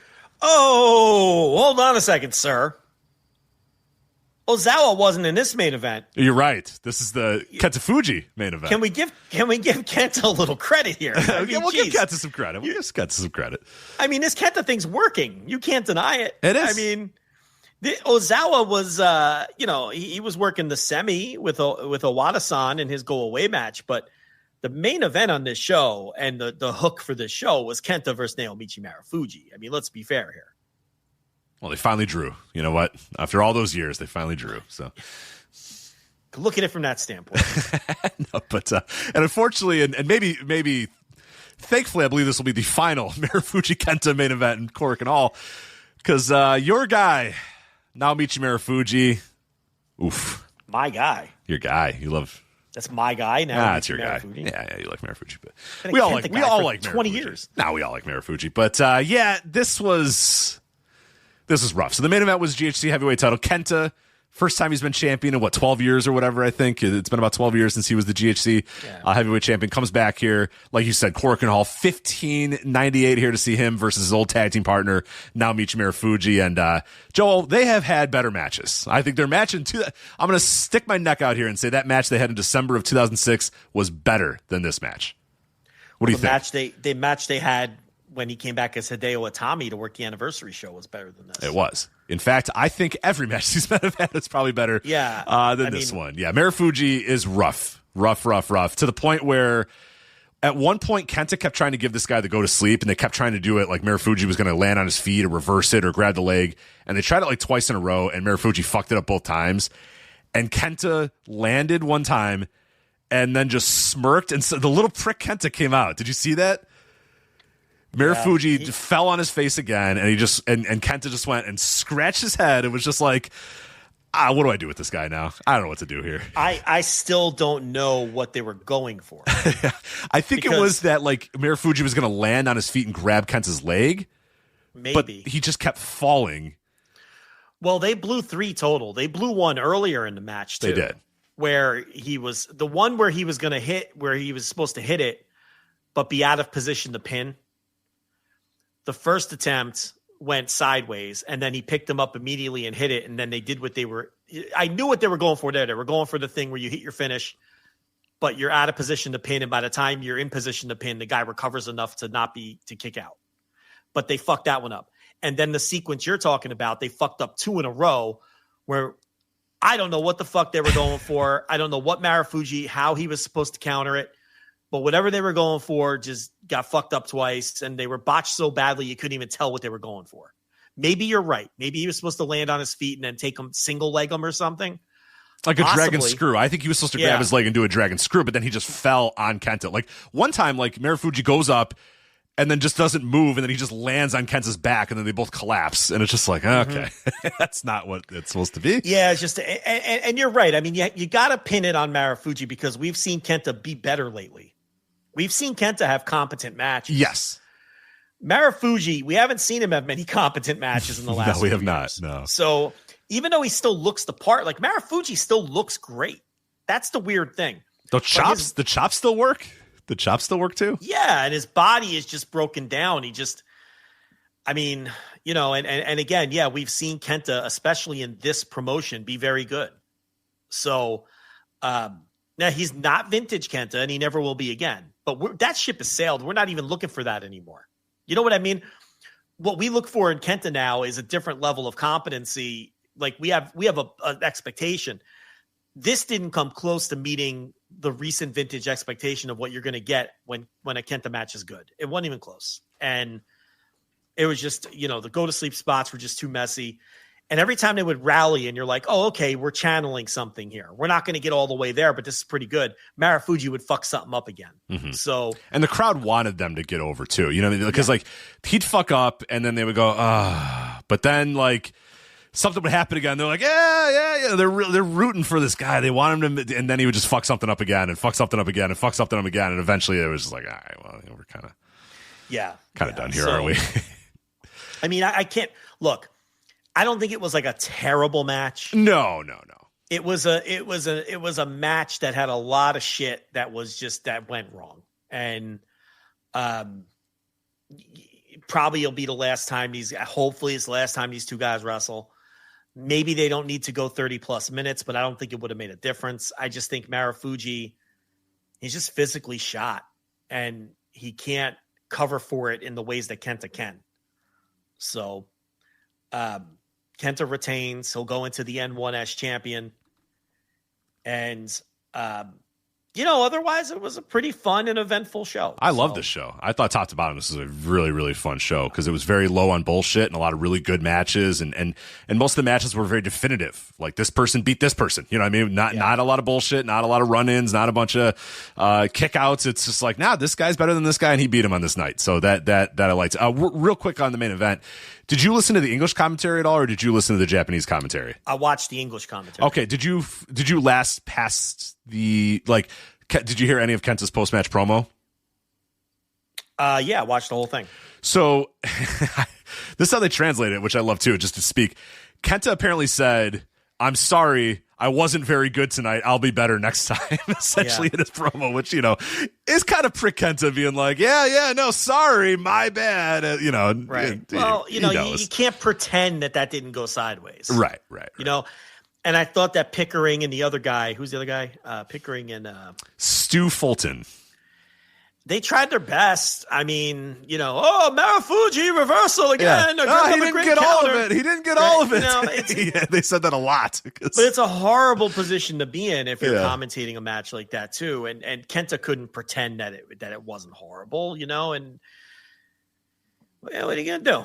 Nothing you can do. No. You drew a little money with it, and that's really their chief concern. I think, now Marufuji's in the N1. I mean, what are we doing? But Segura is not, which is a can he even make it through the fucking N1? I mean, seriously. Tanahashi did, so I think so, but that's going to be rough. I don't know if I think Tanahashi's better than him. Yeah, who's more washed, Marufuji or Tanahashi at this point? I mean, Tanahashi at least has been able to channel it a couple of times. He had the match in Chicago. He had the match against Taichi in the G1. When's the last time Marufuji did anything worthwhile? Well, I think the other thing is Tanahashi has realized what his body can do and has kind of tempered things down a little bit, where Marufuji still goes out there like it's 2007. And it's like, brother, it ain't 2007 anymore. You got to stick to the chops. Yeah, I mean, and keep it simple because they're doing shit on him and Kenta are doing stuff on the fucking the corner posts and they're doing stuff on the apron. It's like, brother, just go in there and throw some chops. I think on this night, you're right, but generally, I think he knows he knows his body's fucked. He's not like he's out there trying to do pole shifts and shit like that. He's just, I don't know. They're like the same age and they have this, I guess Marufuji might be a couple years younger, but I'm shocked he's in the N1. That's all. That was stunning to me. You have other people you could put in there. Yeah, Go Shiozaki, Takashi Sugiura are two guys that are not in the N1 this year. Marufuji is. Yeah, and I mean, even if Go is like, maybe Go's like, look, I just came back. Maybe I don't want to go through the rigors of a bunch of singles match. But there's even more people beyond those two. Yeah, they could have. Yeah, they got a pretty deep roster right now of guys. Plenty of guys just not hanging around. They could stick in there. I'm very surprised, unless they're telling some kind of story with them. And I guess time will tell. Mm-hmm. We'll find out. We'll go over those N1 lineups here in a minute. But let's talk about the rest of the show. So the semi-main was Ozawa versus Owada-san. So this is Owada-san's send-off match as he is going on excursion. Do we know where he's going just yet? I know there was some talk about it. It looks like Europe, right? Do we know for a fact that's where he's off to? Yeah, he's going to Progress, and then he'll probably, I would suspect he ends up in NXT at some point after that, because that's that little alliance that WWE has right now with Noah and Progress. So and I think he'll be gone a good long while, and I think they have plans on bringing him back as a major star. I think he's going to have every opportunity to be a major star. And he even gave like the condescending, but in a joking way, promo towards Ozawa. He's like, oh, you better hold down my unit while I'm gone. And that kind of thing. And the whole thing is Ozawa kind of little brothered him, and they gave him, right down to giving him the name Owada-san, and I think those two are destined for a major program against each other at some point years from now. So, I think they have major plans for this guy when he eventually comes back. I have a lot of faith in him too. I like his game a lot. I think he's really good. He comes across. I've always liked him. He's got a good prick face about him, which is nice. He's a good worker too. And I love this. Homegrown. I love this match too, because I would just beat the shit out of him and won.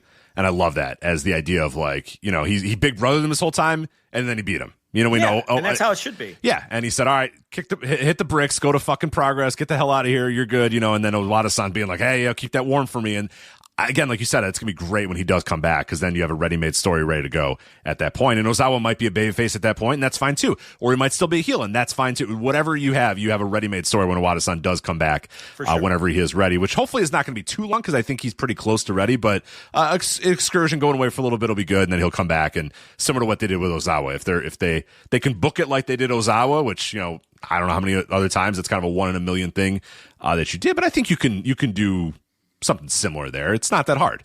You have a guy come back and he wins a bunch of matches. You know what I mean? Will he have the charisma attachment that Ozawa has to the crowd? Probably not. That's we'll see. Very rare thing, but we'll see. Yeah, it's. Did you think of that of Ozawa before? Absolutely not. When Ozawa left for his excursion, I had no idea that come a year and a half later, this guy would be the king of Cork and Hall. No chance in hell that I think that was going to be the case, and here it is. So yeah, we'll see what happens. So I'm not going to write it off. I think. At the same point in their careers, I think Owada-san's ahead of him. Oh yeah, like right now, like pre-excursion, for sure. Yeah. For sure. Owada-san's way better. Yeah, so, I think they think he's going to be a major player. Yeah. So we'll see. This is my favorite match on the entire show. Hopefully, this is the best match on the show. This lucha match here? Yeah. Oh, it's fucking great. Alpha Wolf, Dragonbane, Galeno, and Super Crazy versus Bendito, Calibus, Flamita, and Luis Monte was just... This is what I'm saying. I think I'm a Noah guy now. I'm back to Noah, because if this is what they're going to give me, a show like this, they're going to fuck me over. There's going to be some bad matches, or the N1's going to be filled with a bunch of bullshit or whatever. But I watched this show and I was like, man, this is it. This is what I want out of wrestling. 8 guys get in the ring, the bell rings, they do a bunch of shit for 11 minutes, and then a team wins. You know what I mean? And they just dive all over the place, and they flip into the crowd, and they nearly kill people in the front row, and they have no regard for their well-being. They have no regard for their bodies. They're just doing flips and doing shit, and everyone's in the ring and doing drop kicks and topes and flips. It just fucking rocked. Like, it was just all action. And these guys are great too. There's great. Every one of these guys was phenomenal in this match. I have 2 observations. Number one, it used to be in Japan historically for decades that they would bring in lucha guys from Mexico, but they were all too small and would never get pushed, or they would get pushed as juniors. Now, these 8 lucha guys were like the 8 biggest guys on the show. Yes. They're like the 8 largest men. Including Super Crazy, by the way. You are including Super Crazy in that. Yes. Because Super Crazy is a large man these days. These are some big boys, but they all fly around. Yeah. Okay? And obviously they brought in the Dragon Gate guys, and that's my second observation. Dragon Gate has never cared historically if you beat them in your promo. They don't care. They just, Dragon Gate has no ego when it comes to that. They know they exist in their own little universe. They had no problem with like the Triangle Gate champions and a former that's right. Yeah. and a former Dreamgate champion and everything going over and just doing a job to four of Noah's Lucha guys. But the match rocked. And how many times are we going to come on here and say that Alpha Wolf and Dragon Bane were on the best match of a Noah show? Yep. Before we just flat out, can we just say it? They're the best wrestlers in the promotion. I mean, they're always in the best match. When are they not in the best match on the show? Very rarely. And they just come out, the aura about them, they come out, and the presence with them is just fucking, the crowd knows, oh, here we go. These guys, oh, yeah. Yeah, we've been saying that for about 9 months now, straight, that like, Alpha and Dragon Bane, that was the best match. Yeah, probably longer. Whether they're in tags, I think they're underrated as a worldwide, one of the best tag teams in the world. There's no question. Why are they never in that conversation? Because people don't watch. People don't watch Noah. Nobody watches anything. That's really what the answer is. And then, they'll work an 8-man like this, or they'll work a crazy 6-man, or they'll work singles in the tournament. I mean, they're great. They've been such a solid fucking backbone in this company, those two guys. And they just go out there again, and they have the best match on the show. So, yeah, it was so much fun. And that's what Forbidden Door needs, that match. This match, yes. We figured it out. Everybody watch this match. Go to your Wrestle Universe and watch Noah's Star Navigation Premium 2025. Watch Alpha Wolf, Dragon Bane, Galeno, and Super Crazy versus Bendito, Calibus, Flamita, and Luis Mate. That is the match we were talking about, that you put in the middle of Forbidden Door, and you say, all right, guys, you have 11 minutes, go. And do that match. Beat for beat. Yeah. Yes. Someone in the chat room had a great, and I forget who it was, and I'm going to try to scroll to find it. I hate to circle back to our Forbidden Door talk, but again, I'm sorry I can't find exactly the quote, but he essentially said what Forbidden Door probably should be is the showcase for non-TKO wrestling in this world. And say, this is where the best wrestle. This is the best wrestling in the world. TKO is doing their little thing, but look at what we can do outside of the TKO universe. And here is 4 hours of the best fucking wrestling you'll ever see. Yeah. And it's a bunch of people with all different looks. It's women from Stardom. Different styles. It's luchadors. It's fat luchadors. It's skinny luchadors. It's big dudes that can fly. It's a lights out cage match. Yeah. It's Nigel versus Zack Sabre Jr. in a grappling match. Yes. It's a little, for absolutely a cornucopia, a buffet table of the best wrestling in the world from all kinds of Yes, absolutely. I completely agree. So whoever that was, pat yourself on the back. Give yourself a little Barry Horowitz there for that one. But all right, so that match rocked. Go watch that one, everybody. Kaito Kiyomiya versus Harutaki, I believe. Harutoki, yeah. So he's signed now. He has officially signed after this match to Noah. Yep, fresh coat of paint. Gimmick. They pushed him as hard as they can, and he's got a whole new look. He was always going to lose to Kaito Kiyomiya here. They think they've got something with this guy too. I'm not so sure. He looks a little soft for my taste, but we'll see. Look, I'll say this about Noah. They give guys a chance. They do. Yeah, this is a guy who was just fucking around in Osaka for years. He was doing Osaka Indies and places that we would always make fun of or whatever. He's just been hanging around for a while, and they're just going to bring this guy in, and they're going to sign him, and they're going to push him. He's 26, so yeah. I mean, I don't see it either. Really? But, I mean, I'll give him a chance. Why not? Yeah, so, you bring the guy in, you sign him, you give him a fresh coat of paint, and you put him in there with Kaito Kiyomiya. And he's not going to beat him, but that's a sign to say, we take this guy seriously. The English commentary couldn't have put him over any harder. Mm-hmm. They're telling you buy all of his stock and everything else, and so we'll see. It's pro wrestling. Sometimes guys get there and sometimes they don't. But it's another fresh face to throw in the pile. And he'll be in the N1. So, look, we're going to find out very fast how he's going to stack up against everybody else, how he looks against everybody else. Can he work the different styles that he's going to be? I think he's in Ironhead's fucking block, too. So he's going to face a bunch of different variety of styles. And listen, I'm all about he's not. He is not. I'm sorry. He's with No, he's with Jack Morris, Kano, Marufuji, Ozawa, Ricky Knight. He's in the B block. Oh, I screwed that up. I thought he was A block. Nah, sorry. All right. Well, still, he's going to work against a wide variety of guys, and he's going to work against the top singles guys in the promotion. And we're going to see. We're going to see if he has the necessary charisma. We're going to see if he could have some good match. So we're going to find out real fast. So, but yeah, I'm all, I'm all about them giving different people new guys. Yeah, new guys. I just like seeing new people wrestle. That's all I want out of my wrestling is new people, fresh coats of paint, And then also when a promotion needs it. Yeah, and then also a bunch of big barrel-chested luchadors jumping over the ropes and doing crazy moves. I need that too. Yeah. All right, then we have Go Shiozaki, Ohara, and Yone versus Team 2000X. Daga, Noel, and Segura. So, all right, what the fuck is this Noel guy? All right, I've seen enough of Noel to know that he's nil. I've had enough. He's bad. He's really bad. I've had enough. He can't punch. He can't kick. He can't. Look, he's a big guy, but he has no presence. No. And when you're a big guy and you have no presence, it's an awful combination because it stands out even more that you have no presence. So I don't know what possessed them to give this guy tours. To me, it's not working, though. I've given it enough time. I've seen him enough times now, and he's just not doing it for me. He has terrible gear. He doesn't have a very good look. He doesn't have any presence. They tried to do this standoff with Shiozaki where Go had to stand up to this big bully, but I never took Noel seriously. No. He doesn't have that. Almost had that presence. Noel does not. Noel doesn't have it. He has no aura. He has no. What's the connection? Like where the fuck did they find this guy? Who's that? Who knew about him? I can't remember. I mean, I knew at one point, but because he's like a North Carolina guy. I see that he did a couple dark tapings as well, AEW dark tapings. But then all of a sudden he just pops up out of nowhere. I don't know the connection. Yeah, it might come to me while we're talking, but I can't remember. But Takashi Sugiura looks bored.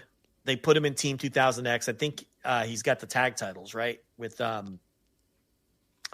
He's got the tag titles with Sugiura. Yeah. The turn is terrible. The turn to Team 2000X is awful for him. Yeah, and he doesn't look motivated. He doesn't look like he cares very much. So, and Daga's Daga. He's fine. I thought he improved last year tremendously from where he was at, but he's just a guy on the roster. He's fine. I mean, he's a guy to have on the roster.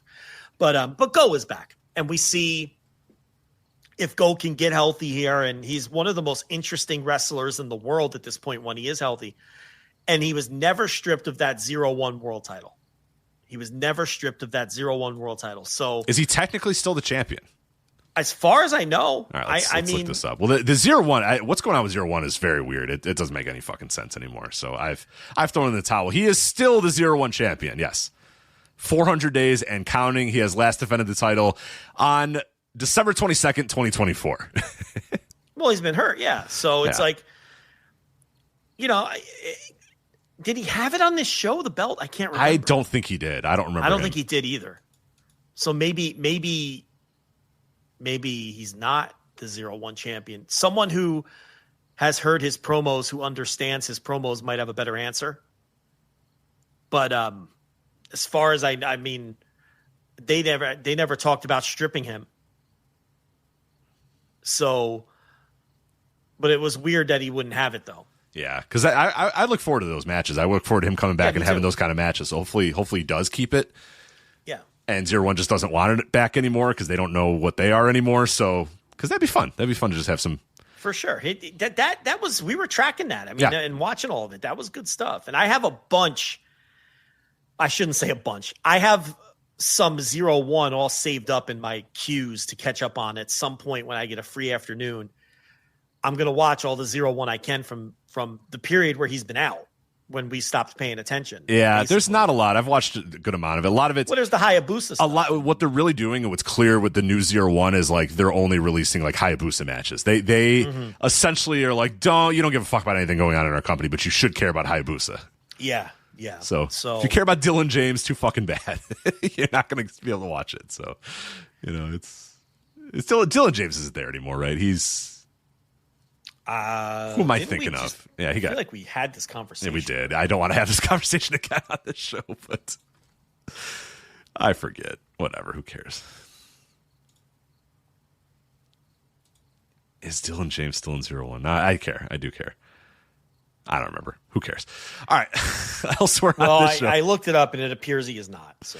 All right. Who am I thinking of with the Fire Festival? I'm thinking of a generic white guy that's still in. Chris Weiss. Chris Weiss is who I'm thinking of, not Dylan James. Dylan James is stuck in some Japanese promotion. He's in like Land's End. Yeah. He's something like that. Yeah, he's stuck in one of those. So. He's part of that whole Land's End Collega. Yeah, the Andy Wu universe. For sure. That whole thing. That's his corner. You were confusing him with Chris Weiss is who I was thinking of. Yes, Chris Weiss is who India was caring about. But I wanted to see the Fire Festival finals. We had Chris Weiss in it, but it just never made tape. So, all right. And then there was, I kind of forgot Masa Kitamiya was in Team 2000X as well. So there's some parts of Noah that I don't love.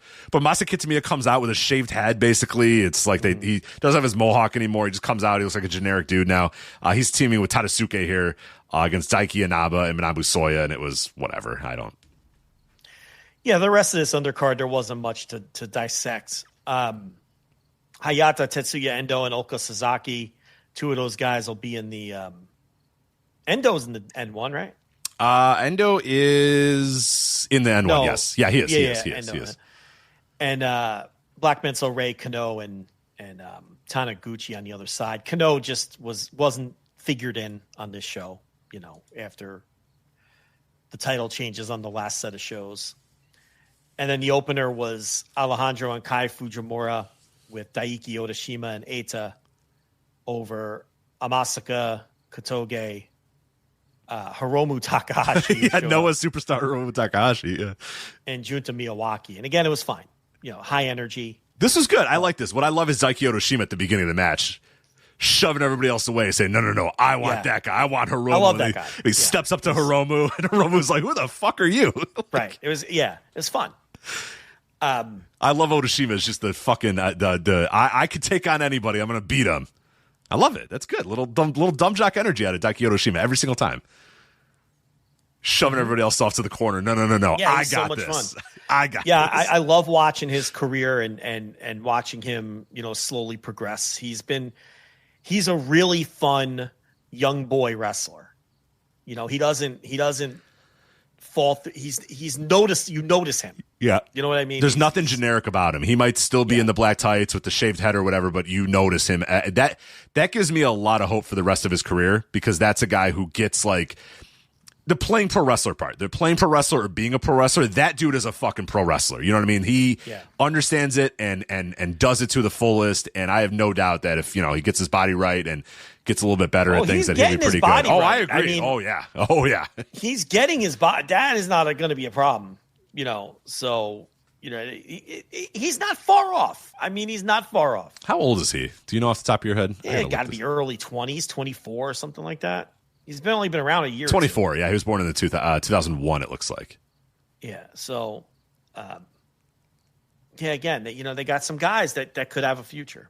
He's small, though. I think he's really small. So he's 5'5", yeah, which is going to be an issue. Really small guy. So, but maybe he can have that Adam Priest energy. He just gets big and bulky and then just takes on all comers. Yeah, he's never going to be a big time heavyweight, but he, 5'5" is a little too tiny. That's tiny. That's tiny. He's a small guy, but there's something there. Definitely. All right, so let's talk about the M1. Let's get the blocks going here. So tournament kicks off September 8th, runs through September 23rd. The winner earns a shot at the GHC heavyweight title. Your A block: Daga, Kaito Kiyomiya, Kaz Fujita, Kenta, Manabu Soya, Masa Kitamiya, Tetsuya Endo, and Oka Sasaki is your A block. All right, So Fujita, I'm all about Fujita now. You're a big Fujita guy now, yeah. Who knew on this show, 2025, we're Hideki Suzuki perverts and we love Fujita? Can't get stuck in the mud. Can't get stuck in the mud. You can't. You got Kenta in that block. You got Kiyomiya in that block. Yeah, I don't know. It doesn't look like a great block from a match quality standpoint. There's a couple drags on there. I think Fujita, for us, how much I love him, I don't know. Yeah, Soya. He'll do a lot of gimmicky stuff. Yeah, he'll do a lot of gimmicky stuff. Soya is kind of, at this point. Daga will just be there. Daga will be the most jag that ever jagged. Kenta will be hit or miss. Yeah. He's in there with. Kitamiya, I don't know how to properly assess him in this Team 2000 angle. Yeah. Endo is a guy who I always want to like more than I like. And Sasaki's not quite there for me yet. So I'm in between on the A block. And then obviously you could have Kiyomiya beat Kenta at some point and advance to a final or something, and then set up a title match down the line between those two. So that'd be the obvious thing you're looking at. Definitely. Yeah, and then future title shot there too for Kiyomiya. Right. He beats Kenta. But B block, I do like the B block. B block's a little more interesting. I mean, there is Marufuji, which is going to be a problem, but Daiki Inaba, Galeno, Harutoki, Jack Morris, Kano, not Michi Marufuji, unfortunately, Ozawa, and then Ricky Knight Jr. coming in from Rev Pro. So there's a lot of interesting. Now, there's not as much quote unquote star power in this B block, but I think the matches look a lot better on paper for me. Yeah, I mean, you got plenty of star power with Ozawa and Kano and even Marufuji from that standpoint. Yeah, that's true. The interesting things are seeing Harutoki, like I discussed before, and how he mixes it up with some of these guys. Obviously, Ricky Knight Jr. is very interesting, so we see how he does. And then you have your Jack Morrises and your Inabas and people like that, Galeno, who can have good matches with anybody. Yeah, I basically want to see Galeno versus all those guys, so that helps me like the B block a little bit more, is because like Galeno versus all those guys sounds fucking awesome.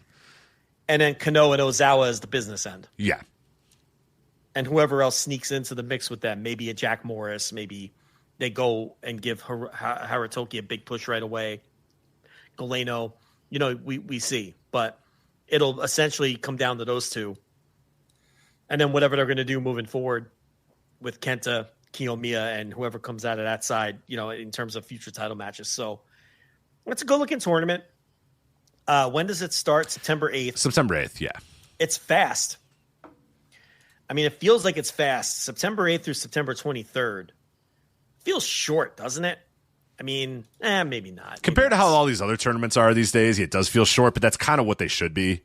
Yeah. We've stretched all these tournaments out way too long. I wish we'd go back to just having 2-week tournaments or whatever. But the N1, I mean, lately has had a lot of short, compact matches too.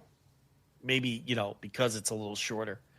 But, we'll keep an eye on it and track it and get a feel for it as it moves along and kind of get a feel for where the booking's going. But, listen, we talked about this when they did the title. Well, maybe we didn't. Maybe I did. I don't remember if I did that audio by myself or not. I can't remember. But everything instantly became more interesting in Noah when they got that title off of Ozawa. Yeah. It was just so repetitive at that point, and he needed something new. The promotion needed something new, and Kenta was the perfect guy. And now you have that awesome scenario where Kenta, Kano, and Ozawa, one guy's beaten the other, and the other guy hasn't been. They've all beaten each other, but they all haven't beaten one another. It's like, so they have a lot of different ways they can go. It just became a much more fresh and interesting promotion, ironically enough, by putting the title on a guy who's already held it a million times in the past. But he feels fresh because he's been gone for so long. And he's exactly what they needed at the top because it's such a huge departure from what Ozawa was doing on top. Yeah. So, and Ozawa's got a claim to the, he still has a claim to the title in a sense in his mind because he's like, well, I got knocked out. I didn't get pinned. Stoppage. Ref stopped it. I didn't tap out. He didn't pin me. The ref just stopped me. Bullshit.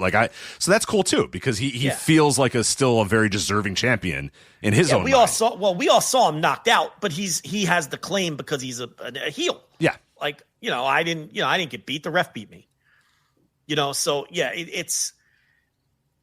I'm so much more excited about Noah now than I was when Ozawa was still champion because I was just tired of it. I was getting sick of it. Yeah. And Team 2000, they needed to start showing some ass and they have, and they've shaken now they have. And they shook the unit up a lot and enough. So yeah, I'm definitely much more into what I'm seeing out of Noah right now. Some interesting note by a few people in the chat, and then we'll get out of here. No NXT wrestlers in this year's N1. Last year you had Tavion Heights and Josh Briggs. No NXT. Yeah, I didn't. But you have a Rev Pro. But you have a Rev Pro person, which is interesting with Ricky Knight Jr. Ricky Knight Jr. works everywhere. He's not specifically a Rev Pro guy. Yeah. So I wouldn't read too much into that. But everyone seems real surprised by that. I don't know. I mean, I'm not stunned by. I'm not reading into that. I don't think it means anything because Inamura is still over there. Maybe they just didn't feel like sending anybody over. I mean, or it could be, look, it seems like they yanked Omos back very early. Maybe something happened over there where they don't want their people over there. Mm-hmm. Because it did seem abrupt. I mean, the guy held a title and they just decided he has to leave now. And they didn't use him until August in AAA. Yeah, it's not like they brought back Omos and did some big hot angle with him. They did nothing with him. They brought him home and shelved him. So it's possible that just maybe reports they got back from the guys that went over, or maybe something they saw, or maybe just some kind of change. Something may have happened but I don't think the relationship is fractured, because they would have sent Noah's guy back. And that hasn't happened. The guy headlined their last pay-per-view. Well, he didn't headline it, but he was in the title match. So I don't know. I know people are reading into that, and maybe they have a better feel for it than I do. I don't get the sense that the relationship has fallen apart. I can't say that until NXT sends the Noah guy back.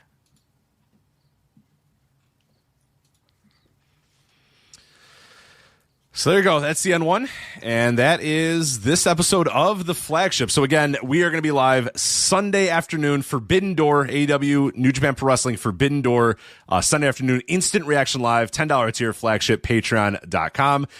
In the meantime, if you want to go to flagshippatreon.com, you get a lot of bonus audio. You have the Thursday Dynamite review is up there. You got my breaking news audio talking a little bit more about the streaming shakeup. I got a bunch of other shows out there. I got Sturgis stories going through the Road Wild shows. I got Tour of the Territory still going on as well. Written content, audio content, all that is available for you. Bonus audio at flagshippatreon.com. If you want to join the conversation, voicesofwrestling.com/Discord as well. And make sure you subscribe to our YouTube channel. That is continues to grow, getting a bunch of new people that are discovering us through YouTube. So that's always really cool. So get on there, subscribe, and make sure more people can discover what we do here on the Flagship, as well as the Voice of Wrestling Podcast Network. But that is it for us. That's Joe Lanza. I'm Rich Critch. Talk to you guys next time. Take care. Bye.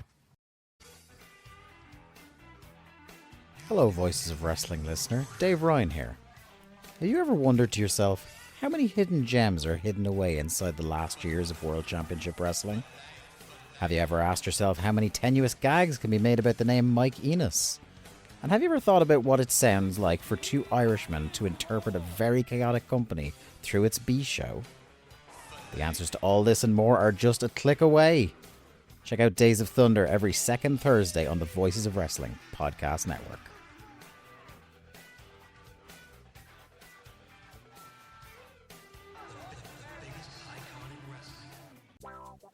Do you like wrestling trivia?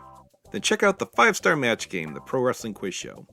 I'm Joe Gagney, and every episode, I grill 3 contestants with 5 rounds of power-packed wrestling trivia. We have over 30 evergreen episodes in the archives covering WWE, AEW, Japan, Mexico, and much, much, much, much more. Play along at home and check it out today.